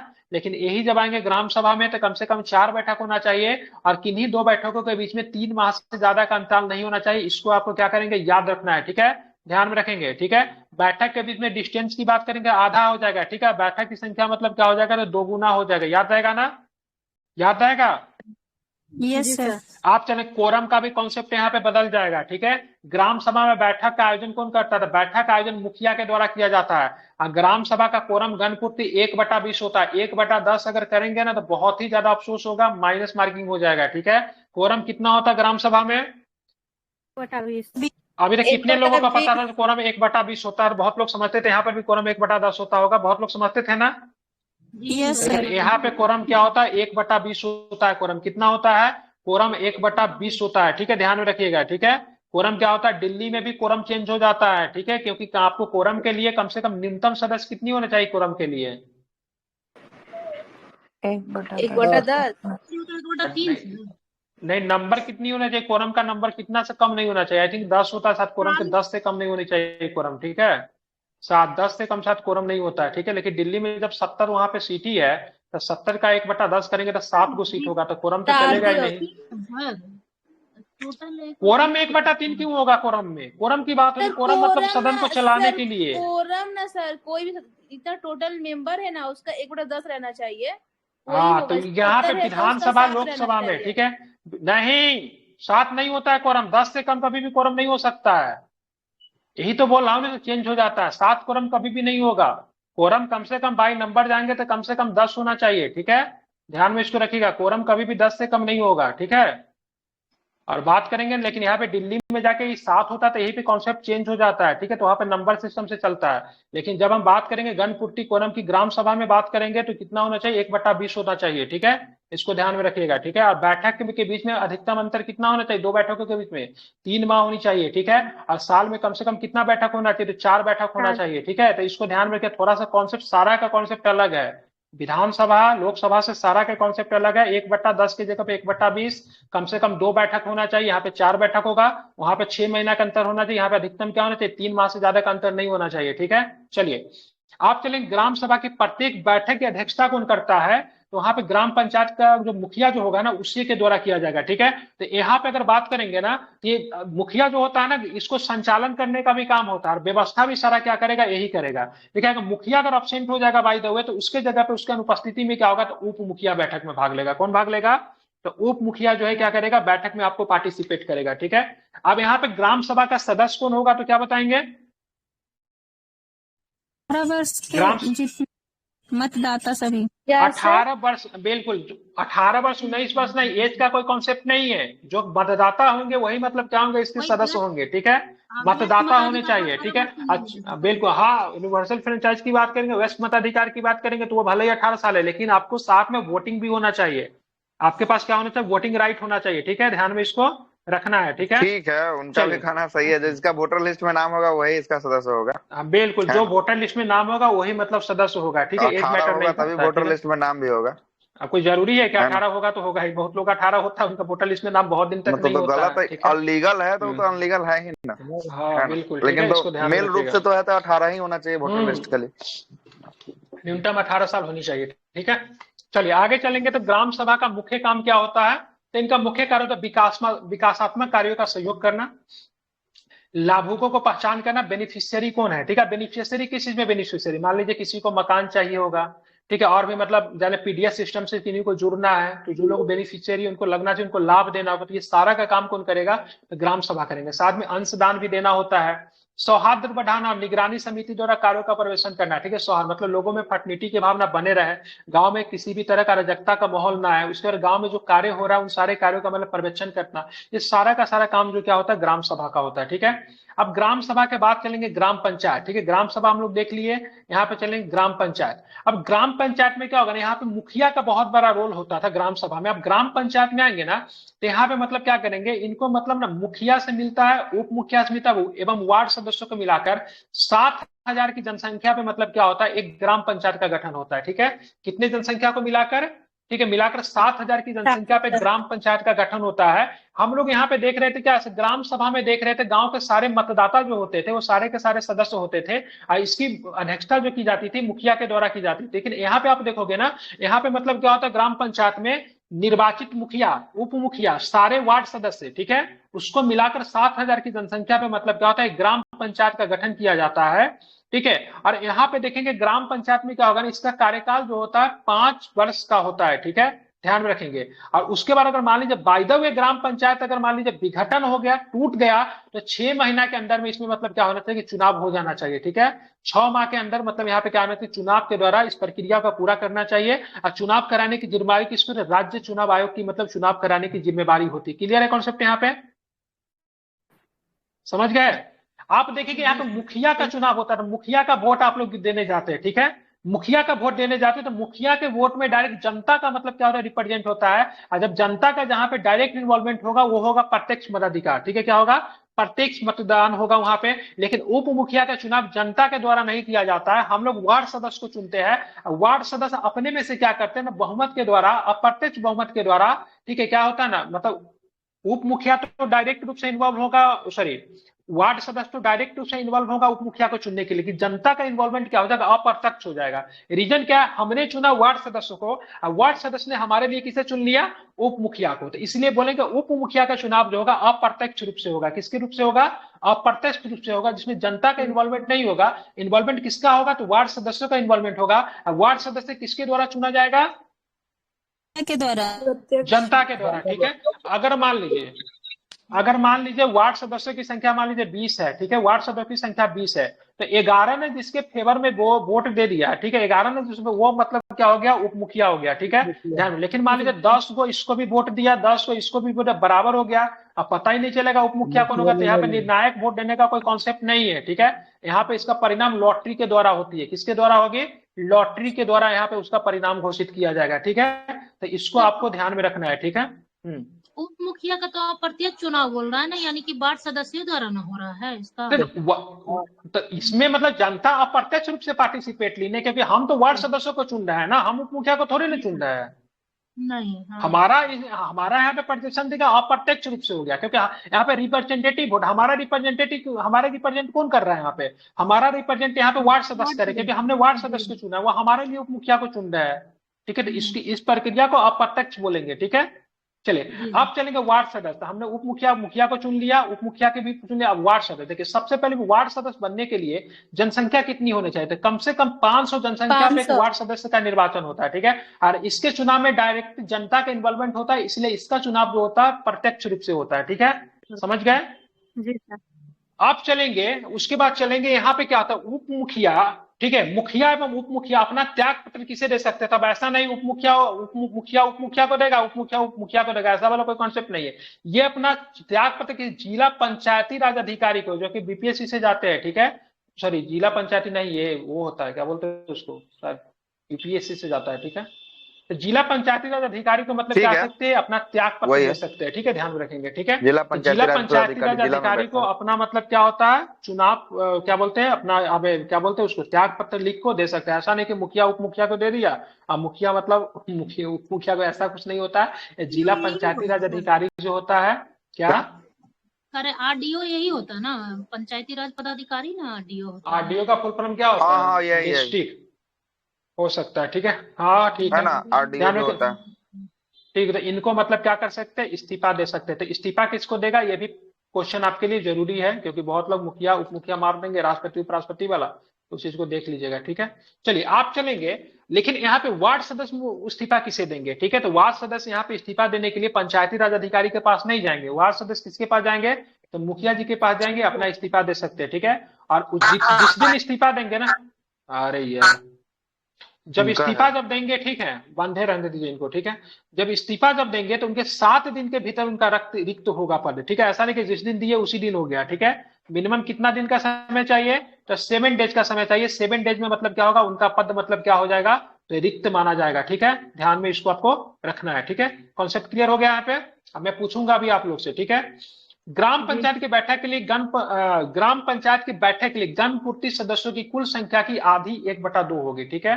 तो ग्राम पंचायत की बैठक के लिए गणपूर्ति सदस्यों की कुल संख्या की आधी होगी, ठीक है।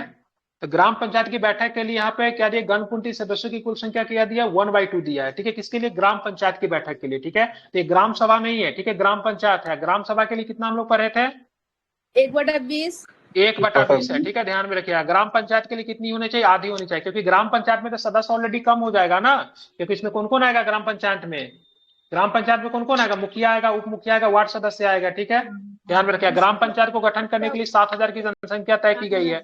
ये हर स्टेट में अलग अलग हो सकता है, बिहार के पॉइंट ऑफ व्यू से हम लोग पढ़ रहे हैं, ठीक है।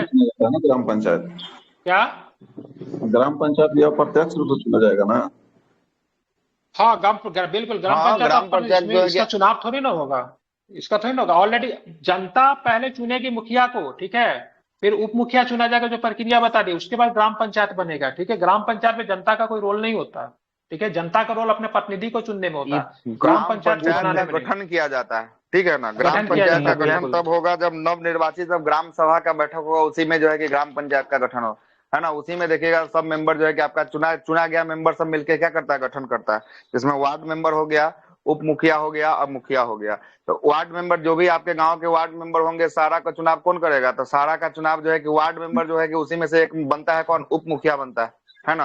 उसी में से वो खड़ा हो जाता है, वही एगो उप मुखिया बन जाता है। उसी में वोट दिया जाता है कि 10 गो अगर वार्ड मेंबर है आपके गाँव में, 10 गो वार्ड है, तो 10 गो वार्ड है तो एगो उसमें से कोई उप मुखिया बनेगा। तो जो उप मुखिया बनेगा वो तो हैगा, अब बाकी सब वोट देगा। अगर 2 गो खड़ा हो गया या 3 गो खड़ा हो गया तो बाकी सब तीनों को वोट देगा। जिसको सबसे अधिक वोट देगा, वोट पड़ेगा। अगर 3 आदमी किसी को सपोर्ट कर दिया, किसी को 4 आदमी, तो जो 4 आदमी वाला रहेगा वो क्या बोल रहे थे, मुखिया क्या बोल रहे थे आप, कौन बोल रहे थे उप मुखिया, हम बोल रहे थे सर,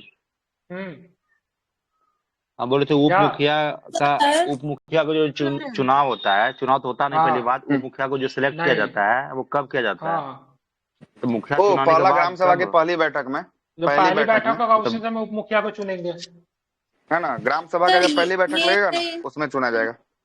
अगर ग्राम सभा का 2 महीने के बाद होगा तो क्या ग्राम सभा का, हाँ तो ग्राम सभा का बैठक 2 महीना बाद, पहली बैठक 2 महीना बाद, हाँ तो कोई दिक्कत नहीं, 2 महीना बाद। सुनिए, पहले जब ग्राम सभा का बैठक होता है ना, नवीन बैठक तुरंत ही होता है, ठीक है। ऐसा नहीं से 2 महीना 3 महीने के बाद बैठक होता है, आपके ऊपर डिपेंड नहीं करता साहब, ठीक है। वो सरकार डेट निकालती है कि हाँ ग्राम सभा की पहली बैठक किस तारीख को बुलाई जाएगी, उसी दिन बुलाया जाता है ना। ग्राम सभा का जिस दिन पहली बैठक बुलाई जाती है ना, उसी दिन जो है कि आपको क्या होता है, उसी दिन से उसका कार्यकाल जो है कि आपका शुरू होता है, पहली बैठक के दिन से, ठीक ना। उसी दिन जिस दिन बुलाया जाएगा उसी दिन से पहला कार्यकाल और पहला शपथ ग्रहण जो है कि उसी दिन से होगा, और उसी दिन से अगले 5 सालों के लिए वो कैंडिडेट जो है कि चुना जाएगा अपने क्षेत्र के लिए, 5 सालों के लिए, चाहे वो 1 महीने बाद का है ना। हाँ ठीक है। तो पहला जो आप बोल रहे सर, तो शपथ दिलाएगा तो मुखिया ना लेगा, उस टाइम थोड़ी उप मुखिया रहता है, नहीं तो पहले तो शपथ तो मुखिया ले लेगा, मुखिया शपथ ले लेगा, उसके बाद मतलब क्या होगा, ग्राम पंचायत की काम चलने लगेगा, उसके बाद मतलब उप मुखिया को चुना जाएगा, जिसमें पार्टिसिपेट कौन करेगा, वार्ड सदस्य करेगा, ठीक है। 1 महीना के अंदर चुनाव होता है। हाँ, जितना जल्दी कर देना होता है। तो पहले चलिए ठीक है, आप मुखिया का चलेंगे। चुनाव कि उप मुखिया का? अरे पहले जैसे मुखिया का चुनाव, उप मुखिया का चुनाव कैसे हो सकता है? अरे पहले भाई मुखिया का चुनाव तो आप लोग पहले कर लेते हैं, जनता के आप द्वारा समझ नहीं प्रत्यक्ष रहे, रूप से ही कर दिया जाता है। जनता चुनती है ना मुखिया को, उप मुखिया का इन्वॉल्वमेंट जनता नहीं, उप मुखिया में जनता भाग नहीं सुनिए, लेता है। चुनाव होता है किसका किसका होता है, सुन लीजिएगा। गांव में सबसे पहले निचला स्तर पे जाइएगा तो आपका वार्ड सरपंच, वार्ड पंच का होता है। पंच के बाद जाइएगा तो वार्ड मेंबर का होता है। वार्ड मेंबर के बाद जाइएगा तो आपका किसका होता है, सरपंच का होता है। सरपंच के बाद समिति का भी होता है, साथ साथ मुखिया के भी। ये सबका जो होता है, जनता जो है कि प्रत्यक्ष रूप से आप जो जाते हैं, खुद 18 प्लस वाले लोग जाके वोट देते हैं, ठीक है। ये वो खाली होता है उप मुखिया। उप मुखिया का चुनाव जनता अप्रत्यक्ष रूप से, मतलब कि जनता के द्वारा चुने गए सदस्य ही उसमें भाग लेके उसको चुनते हैं। तो वो कौन चुनता है, तो जो आपका वार्ड मेंबर है, उसी वार्ड मेंबर से कोई एक उप मुखिया में खड़ा चुनाव अप्रत्यक्ष रूप से होता है, जैसे समिति पार्टिसिपेट करता है, ब्लॉक में बैठता है, ठीक है, उसके बारे में समिति पार्टिसिपेट करता है ना, तो वो हो गया आपका कौन, प्रमुख हो गया। प्रमुख और उप प्रमुख होता है, प्रमुख और उप प्रमुख जो बनता है, क्या बनता है, किसी समिति के ही, जो भी आपके ब्लॉक भर में जो भी पंचायत होंगे, उसमें के कोई समिति, हर एक पंचायत में समिति जीता होगा ना, पंचायत समिति, वही पंचायत समिति के सदस्य ही कोई अगर प्रमुख बनेंगे और कोई उप प्रमुख बनेंगे, उनका भी चुनाव जो है कि उसी सदस्यों में से किया जाएगा, ठीक है, सदस्यों में से किया चलिए जाएगा। आप चलते हैं ग्राम काशरी में चलते हैं, ठीक है। तो आप थोड़ा सा यहाँ पे न्याय के भी कॉन्सेप्ट को देख लेते हैं। ग्राम काशरी भी इंपॉर्टेंट है। तो प्रत्येक ग्राम पंचायत क्षेत्र में न्यायिक कृत्यों के लिए एक ग्राम काशरी होता है, जिसका काम क्या होता है, न्यायिक कृत्यों को करना है, ठीक है, ध्यान में रखिएगा। ग्राम काशरी का प्रधान कौन होता है, ठीक है, तो सरपंच होता है, ठीक है, इतना आपको ध्यान में रखना है, ठीक है। इसकी चुनाव क्या होता है, प्रत्यक्ष मतदान के द्वारा होता है, मतलब जनता इसमें पार्टिसिपेट करती है, ठीक है। ग्राम पंचायत के सभी वार्ड से एक पंच सदस्य प्रत्यक्ष रूप से चुना जाता था। पंच होता है एक, मतलब क्या होता है, सरपंच होता है, ठीक है। सरपंच की बात करेंगे तो ध्यान में रखिएगा, प्रत्येक सभी वार्ड से पंच को चुना जाता है। एक ग्राम पंचायत से एक सरपंच होता है, ठीक है। जैसे वार्ड को चुनते थे ना, एक मुखिया होता था, उसी तरह तो वो तो प्रशासनिक कार्यों के लिए ना, एक न्यायिक कार्यों के लिए क्या होता है, पंच होता है, सरपंच होता है, ठीक है, ध्यान में रखना है। आप चलेंगे क्या होगा, निर्वाचित जो पंच जो होता है ना, पंच अपने में से क्या चलेंगे, एक उप सरपंच को चुनेंगे। जैसे वहां पे वार्ड चुनते थे किसको, उप मुखिया को चुनते थे, और उसी तरह से यहाँ पे पंच जो है ना, अपने में से क्या करेंगे, उप सरपंच को चुनेंगे। और उप सरपंच को जब पंच जब चुनेगा तो इसका चुनाव जो होगा अप्रत्यक्ष तरीके से होगा, ठीक है, क्लियर। ये सब आसान है समझना, कोई दिक्कत नहीं है। प्रत्येक ग्राम पंचायत के लिए सहायता के लिए मतलब क्या होता है, एक सचिव की नियुक्ति की जाती है। एक सचिव होता है और एक न्यायमित्र होता है। ये सचिव जो होता है ना, सरकारी पदाधिकारी होता है, ठीक है, सरकारी अधिकारी, सरकार की तरफ से एक सचिव होता है। इसको हम लोग पंचायत सचिव के नाम से जानते हैं। अभी BSSC का एग्जाम जो होता है उसमें पंचायत सचिव का पद होता है, ठीक है। ये सरकारी अधिकारी होता है, ठीक है, क्या होता है, सरकार की तरफ से होता है, ठीक है, इसको आपको ध्यान में रखना है। साथ में क्या होता है, न्याय मित्र की भी मतलब क्या, अरे ये राज्य सरकार से नियुक्त होता होगा ना, बिल्कुल राज्य सरकार के द्वारा नियुक्त होता है, ठीक है। अभी इंटरमीडिएट का ना BSSC नहीं होता 2014 में, सरकार का प्रतिनिधित्व करता है। राज्य सरकार का जो है कि गांव का सबसे बड़ा ये अधिकारी होता है, गांव का भी सबसे बड़ा अधिकारी सचिव, ठीक है। आपने ये फिल्म नहीं देखा, क्या नाम है फिल्म बोलना, वेब सीरीज नहीं देखा, पंचायत, ठीक है, उसमें बहुत अच्छा नहीं है, सचिव जी न रहते हो, ठीक है, उसमें देखते हुएगा, ठीक है। तो वो सचिव होता है, एक न्याय मित्र भी होती है, ठीक है, ध्यान में रखिएगा। सरपंच में उप सरपंच, सरपंच एवं उप सरपंच त्याग पत्र किसे दे सकते हैं, फिर ये जिला पंचायती राज पदाधिकारी को ही देगा, ठीक है। लेकिन मतलब यहाँ पे फिर पंच अपना त्याग पत्र किसे दे सकता है, तो सरपंच को दे सकता है। जैसे वार्ड मेंबर अपना त्याग पत्र किसे दे रहा था, मुखिया को दे रहा था। लेकिन मुखिया और उप मुखिया अपने किसे दे रहा था त्याग पत्र, जिला पंचायती राज अधिकारी को दे रहा था, ठीक है, ध्यान में रखिएगा। तब ये सारी चीजें हो गई, हम लोग पढ़ लिए। तो दूसरा स्तर जो होता है पंचायत समिति होता है, ठीक है। तो पंचायत समिति जो होता है पंचायत स्तर पे काम करता है, ठीक है। किस स्तर पे काम करता है, तो पंचायत स्तर पे आपको पंचायत समिति देखने को मिलती है। और प्रत्येक 5000 की जनसंख्या पे एक पंचायत समिति का गठन होता है, ठीक है। अब पंचायत समिति के सदस्यों का निर्वाचन प्रत्यक्ष रूप से होता है, जिसमें जनता चुनती है, ठीक है। लेकिन यहाँ पे जो मतलब प्रत्यक्ष रूप से जब इसका निर्वाचन जब हो जाता है, तो उसके बाद इनमें से एक मतलब प्रमुख हर एक उप प्रमुख बनाया जाता है, जो कि मतलब पंचायत सदस्य जो हम लोग जिसको चुनते हैं ना, उसी में से मतलब पंचायत सदस्य अपने में से क्या करेंगे, एक को प्रमुख और एक को उप प्रमुख बनाएगी। तो इसका जो चुनाव जो होगा वो मतलब क्या होगा, अप्रत्यक्ष रूप से होगा। क्या होगा, उप प्रमुख और प्रमुख के चुनाव में जनता का पार्टिसिपेट नहीं होता। जनता मतलब पंचायत समिति को चुनती है, और उसके बाद मतलब क्या होगा, प्रमुख और उप प्रमुख चुने जाएंगे, ठीक है। समझ में आ रहा, नहीं समझ में आ रहा तो बोलिएगा, ठीक है, मैं अच्छे से समझा दूंगा, ठीक है। तो प्रमुख और उप प्रमुख का चुनाव जो होता है पंचायत समिति के सदस्यों के द्वारा किया जाता है, ठीक है, ध्यान में रखिएगा। और इनका चुनाव जो होता है अप्रत्यक्ष मतदान द्वारा होता है, ठीक है। ये बड़ा पावरफुल होता है, ठीक है, वीडियो से ज्यादा पावर होता है इसके पास, ठीक है। हम अभी गए थे तो हमको लगा हम लोग इसको हल्के में, लेकिन वीडियो जब आई ना तो इनके लिए पद अपना छोड़ दिया था, ठीक है। मतलब सीट जो था, हम लोग 2 सीट का व्यवस्था किए थे, 2 कुर्सी का, तो जो बढ़िया वाला कुर्सी था ना, प्रमुख के लिए मतलब वीडियो छोड़ दिया था, ठीक है। पावरफुल पद होता है, ठीक है। इसका चुनाव जो था अप्रत्यक्ष मतदान तरीके से होता है, ठीक है, ध्यान में रखिएगा। ये ब्लॉक में बैठता है, ठीक है। हाँ, बड़ा अलग होता है। हाँ, अलग होता है, ठीक है। हम मतलब हमको आइडिया नहीं था, तो हम एक प्लास्टिक वाला कुर्सी की व्यवस्था कर दिए, ठीक है। एक मतलब बढ़िया वाला, हम सोचे वीडियो साहब इस पे बैठेंगे, जैसे ही हुआ तो मतलब वो उठ गए, तो हमको पता चला सारे ये तो जनता का प्रतिनिधि है, जाहिर सी बात जनता का प्रतिनिधि है तो ज्यादा पावरफुल पद होगा, ठीक है। तो अब हमको समझ में आया सारा अप्रत्यक्ष का पद, प्रमुख का पद मतलब पावरफुल होता है, ठीक है। प्रमुख तो सब उठ जाता है, ठीक है। हाँ, अधिकारी उठ जाता था, हमको नहीं पता, हमको लगा अधिकारी ज्यादा पावरफुल होगा, लेकिन प्रमुख जनता का प्रतिनिधि ज्यादा पावरफुल होता है, ठीक है। तो चुनाव करता है ब्लॉक के ना। हाँ, बिल्कुल बिल्कुल बिल्कुल। ब्लॉक का जो भी कार्य का क्रियान्वयन होगा, वो जो है कि आपको जनता का जो प्रतिनिधित्व करेगा वो प्रमुख ही करेगा, वही होगा, ठीक है। इसका चुनाव जो होता है अप्रत्यक्ष मतदान के द्वारा होता है, ठीक है, ध्यान में रखेंगे, ठीक है। आप चलेंगे यहाँ पे अपना ऑफिस होता है, केबिन होता है बना हुआ। हाँ, बिल्कुल केबिन होता है, ठीक है। प्रमुख जो होता है पंचायत समिति के बैठक की अध्यक्षता करता है, ठीक है। तो अगर देखेंगे प्रमुख जो होगा पंचायत समिति की बैठक की अध्यक्षता कौन करेगा? प्रमुख करेगा, ठीक है। और प्रमुख अपना त्याग पर अनुमंडल अधिकारी को, एसडीएम, आप लोग का है ना सपना एसडीएम, ठीक है। एसडीएम को अपना मतलब क्या करेगा, ये लोग त्याग पत्र देंगे, ठीक है, ध्यान रखिए। किसे देंगे? अनुमंडल दंडाधिकारी, ठीक है, पदाधिकारी नहीं, दंडाधिकारी को अपना त्याग पत्र देता है। यार कैसे हो गया, ये गलत लग रहा है क्या? तो सर अनुमंडल पदाधिकारी होना चाहिए, दंडाधिकारी की तरह, अनुमंडलीय अधिकारी, दंडाधिकारी, ठीक है, अनुमंडल कहते हैं उसको, लेकिन काम करता है, एक्ट करता है, लेकिन अनुमंडल पदाधिकारी दिखा रहा है, ठीक है। वो तो कर ही सकता है, डीएम के पास भी न्यायिक पावर होता है, उसके पास भी होता है, डीएम के पास भी होता है, ठीक है, ठीक ही है। चलिए अब यहाँ पे देखें, लेकिन उप प्रमुख अपना त्यागपत्र किसे दे सकता है? प्रमुख को दे सकता है, ठीक है। और यहाँ पे पंचायत समिति का, ठीक है, यहाँ पे देखिएगा, ठीक है, उप प्रमुख अपना, हाँ, यहाँ पे उप प्रमुख नहीं देगा इसको, यहाँ पे उप मुखिया दे रहा था ना पंचायती राज अधिकारी को, लेकिन यहाँ पे उप प्रमुख नहीं देगा, प्रमुख केवल देगा। उप प्रमुख अपना त्यागपत्र किसे देगा? प्रमुख को देगा। यहाँ पे कॉन्सेप्ट चेंज है, ठीक है, ध्यान में रखिएगा। अब पंचायत समिति का जो सदस्य जो होते हैं ना, जो कि मतलब किसको चुनते हैं? प्रमुख को चुनते हैं, वो अपना त्यागपत्र किसे दे सकते हैं? तो वो अपना प्रमुख को दे सकते हैं स्वलिखित रूप से, ठीक है, समझ गए? कोई दिक्कत नहीं ना यहाँ पे? नहीं, इसका तो प्रमुख वाला तो 2.5 साल पर अथी गिरा भी सकता है ना, जैसे काम बढ़िया नहीं करता है तो उसको समिति, जो पंचायत समिति होता है उसको तो गिरा सकता है ना प्रमुख को। हाँ, शायद प्रमुख को बीच में वो कर दिया जाता है, ठीक है, बिल्कुल प्रमुख को किया जाता है, ठीक है।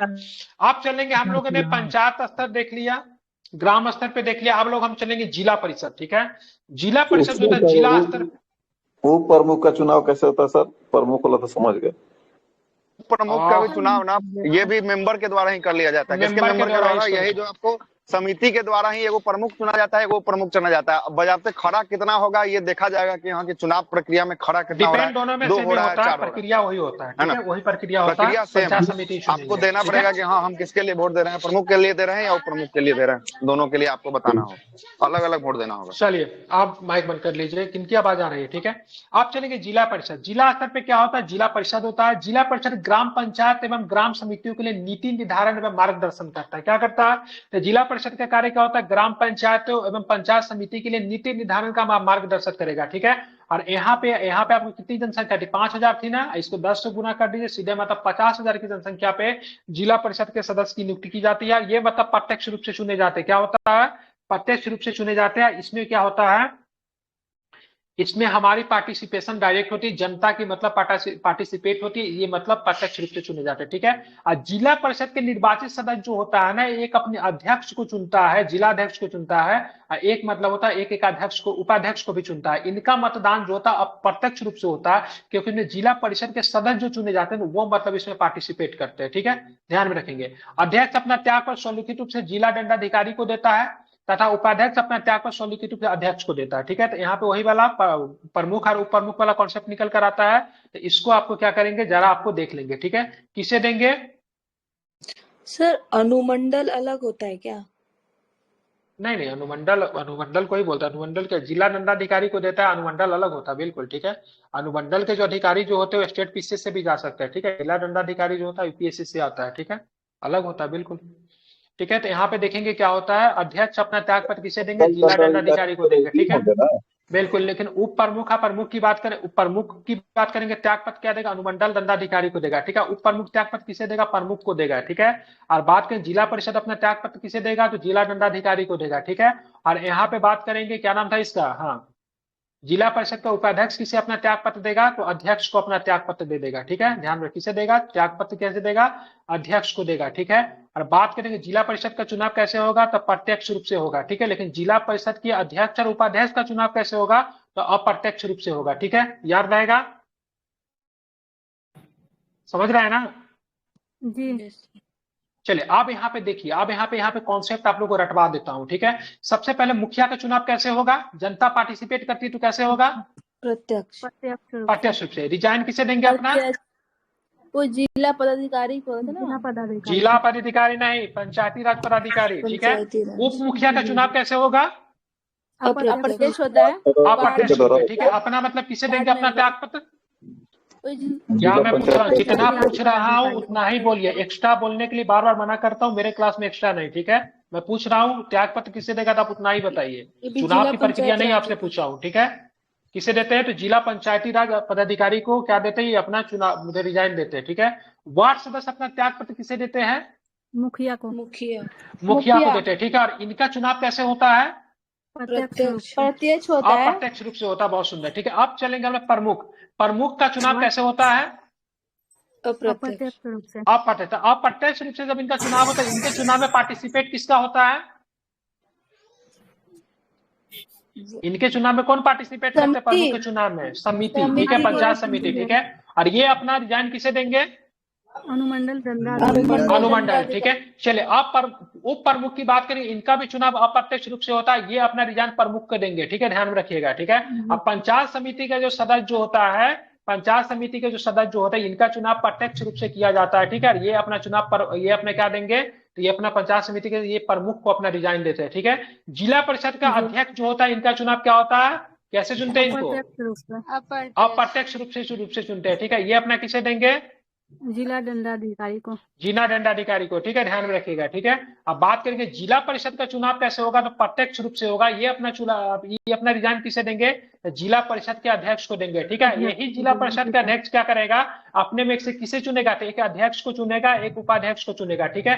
और दोनों को दोनों बात करेंगे तो जिला परिषद के अध्यक्ष अपना देंगे चुनाव, क्या अपना रिजाइन किसे देंगे? जिला दंडाधिकारी को देंगे। लेकिन जिला परिषद का उपाध्यक्ष जिला दंडाधिकारी को नहीं देगा, वह किसे देगा? तो जिला परिषद के अध्यक्ष को अपना रिजाइन दे देगा, ठीक है। और जिला परिषद के चुनाव में हम लोग डायरेक्ट पार्टिसिपेट करते हैं, प्रत्यक्ष रूप से होता है, ठीक है। आप लोग भी देते होइएगा। अब चलेंगे सरपंच। सरपंच में क्या है? तो सरपंच का चुनाव जो होता है प्रत्यक्ष रूप से होता है। कैसे होता है? प्रत्यक्ष। जिला पंचायती राज पदाधिकारी, ठीक है, यही, ठीक है। जो मुखिया, उप मुखिया, सरपंच सारे के सारे रिजाइन किसे देंगे? तो जिला पंचायती राज पदाधिकारी को, ठीक है। उप सरपंच भी किसे देंगे? तो जिला पंचायती राज अधिकारी को ही देंगे, ठीक है। लेकिन उप सरपंच का चुनाव कौन चुनेगा? जो हम पंच को चुनेंगे ना, पंच अपने में से क्या करेगा? एक उप सरपंच को चुनेगा, ठीक है। ध्यान में रखेंगे, ठीक है। तो इसका चुनाव कैसे होगा? तो अप्रत्यक्ष रूप से हो जाएगा, ठीक है। और पंच अपना रिजाइन किसे देगा? तो सरपंच को दे देगा, ठीक है। लेकिन सरपंच और उप सरपंच अपना रिजाइन किसको देगा? तो जिला पंचायती राज पदाधिकारी को देगा। क्लियर? जी, समझ में आ गया? जी। आप चलेंगे, यहाँ पे हम लोग ग्रामीण प्रशासन के बारे में पढ़ लिए, ठीक है। तो 73वां संवैधानिक संशोधन में कहा गया था ग्रामीण प्रशासन को लेके, ठीक है, पंचायती राज की बात ही कही गई थी। उसका 74 आता, दोनों के दोनों सेम ईयर में आता है। तो 74 की बात करेंगे तो नगरीय क्षेत्र में स्थानीय सुविधाओं के उद्देश्य से नगर पालिका का गठन किया गया, ठीक है। ध्यान में रखेंगे। और 74वें संविधान संशोधन, ठीक है, 74वें संविधान संशोधन 1992 के द्वारा बिहार में नगर निगम, नगर परिषद और नगर पंचायत के लिए बिहार नगर पालिका अधिनियम लागू किया गया है, ठीक है। सिन्हा जी एक ये इस चैप्टर के नाम से ना एक वो पीपी वो बना दीजिएगा, क्या थंबनेल बना दीजिएगा, अपलोड कर देंगे, ठीक है।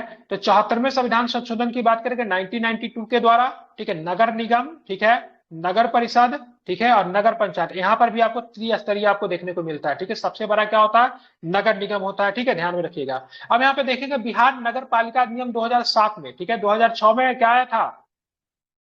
पंचायती राज अधिनियम। नगर पालिका अधिनियम कब आएगा? 2007 में, ठीक है।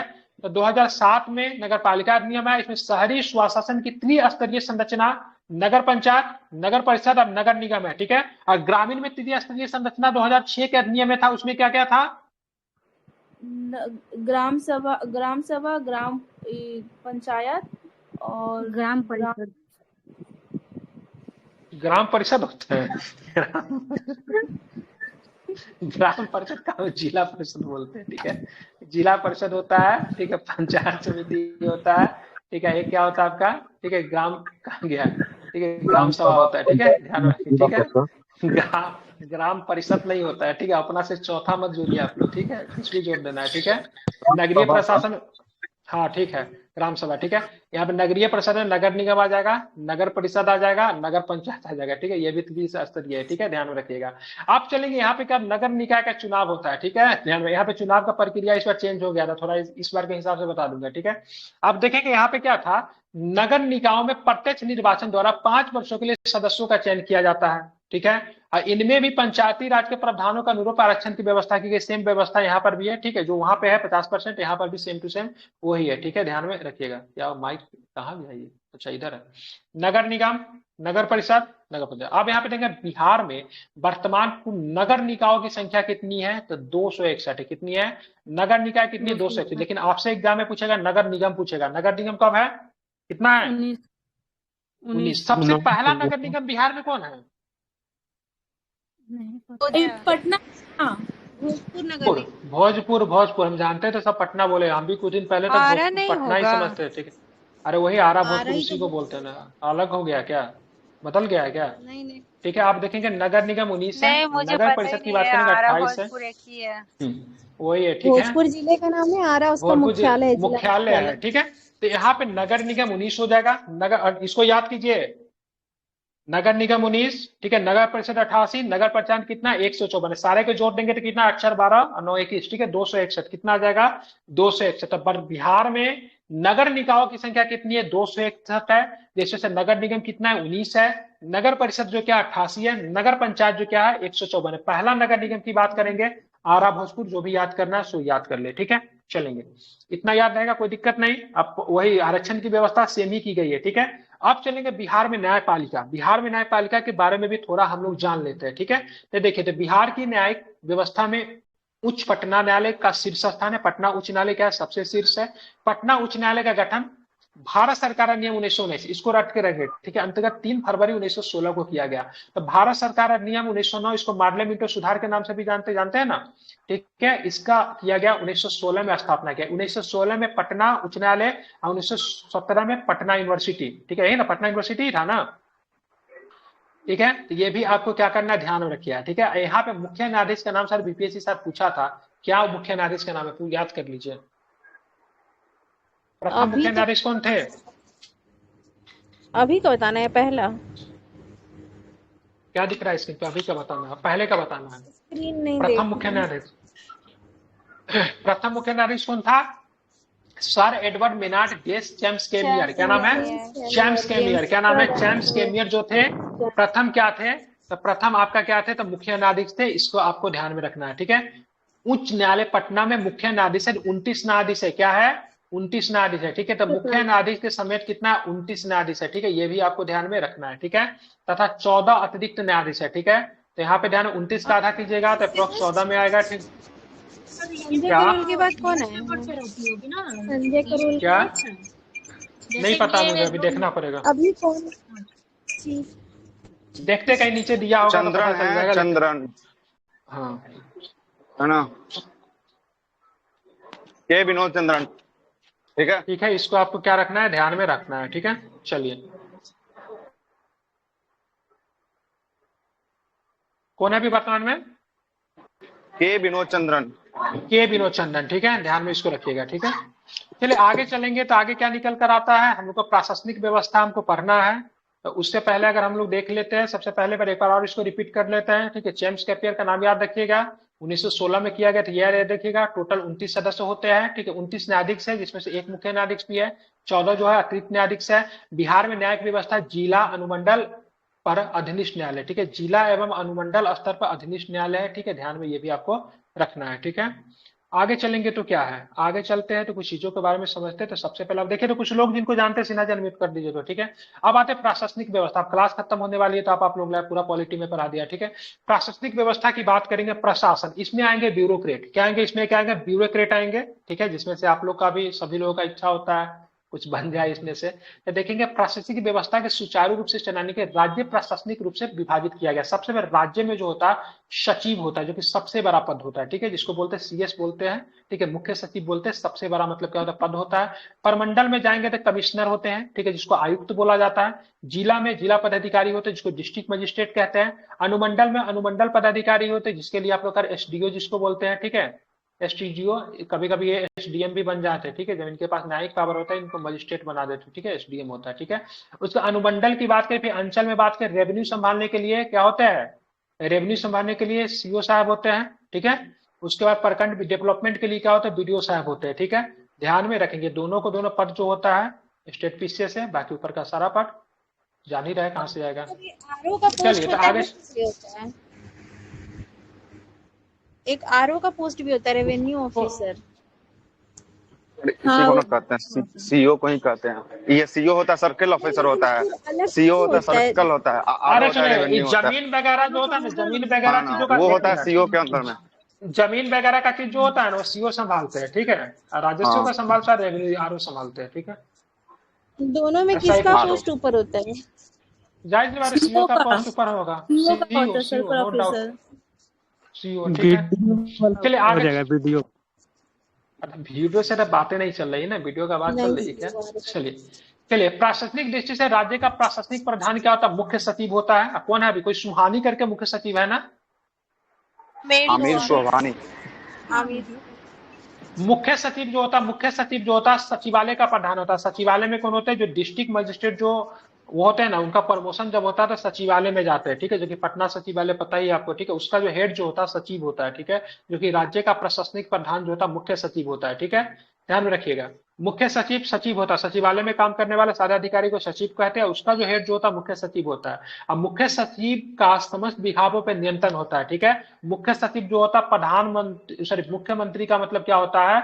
सलाहकार होता है, ठीक है। उसी तरह आप जाएंगे तो सेंट्रल में कैबिनेट सचिव होता है, ठीक है, वो प्रधानमंत्री का सलाहकार भी होता है और सबसे बड़ा पद भी होता है, ठीक है। इससे बड़ा पद सरकारी नौकरी से प्राप्त नहीं किया जा सकता, कैबिनेट सेक्रेटरी का, ठीक है, ध्यान में रखेंगे, ठीक है। तो यहाँ पे क्या होगा? तो मुख्य सचिव होगा। मुख्य सचिव मंत्रिमंडल का भी सचिव होता है, उसी तरह कैबिनेट सचिव बोलते हैं ना, उसी तरह हम इसको भी बोल सकते हैं मंत्रिमंडल का सचिव। वो मंत्रिमंडल की बैठकों का प्रबंधन करता है, ठीक है, तो इसको मतलब प्रबंध करने का भी जिम्मेवारी होती है, ठीक है। तो ज्यादा देर नहीं, आपको लगता है 1.5 घंटा में पूरा पॉलिटी खत्म हो गया बिहार का।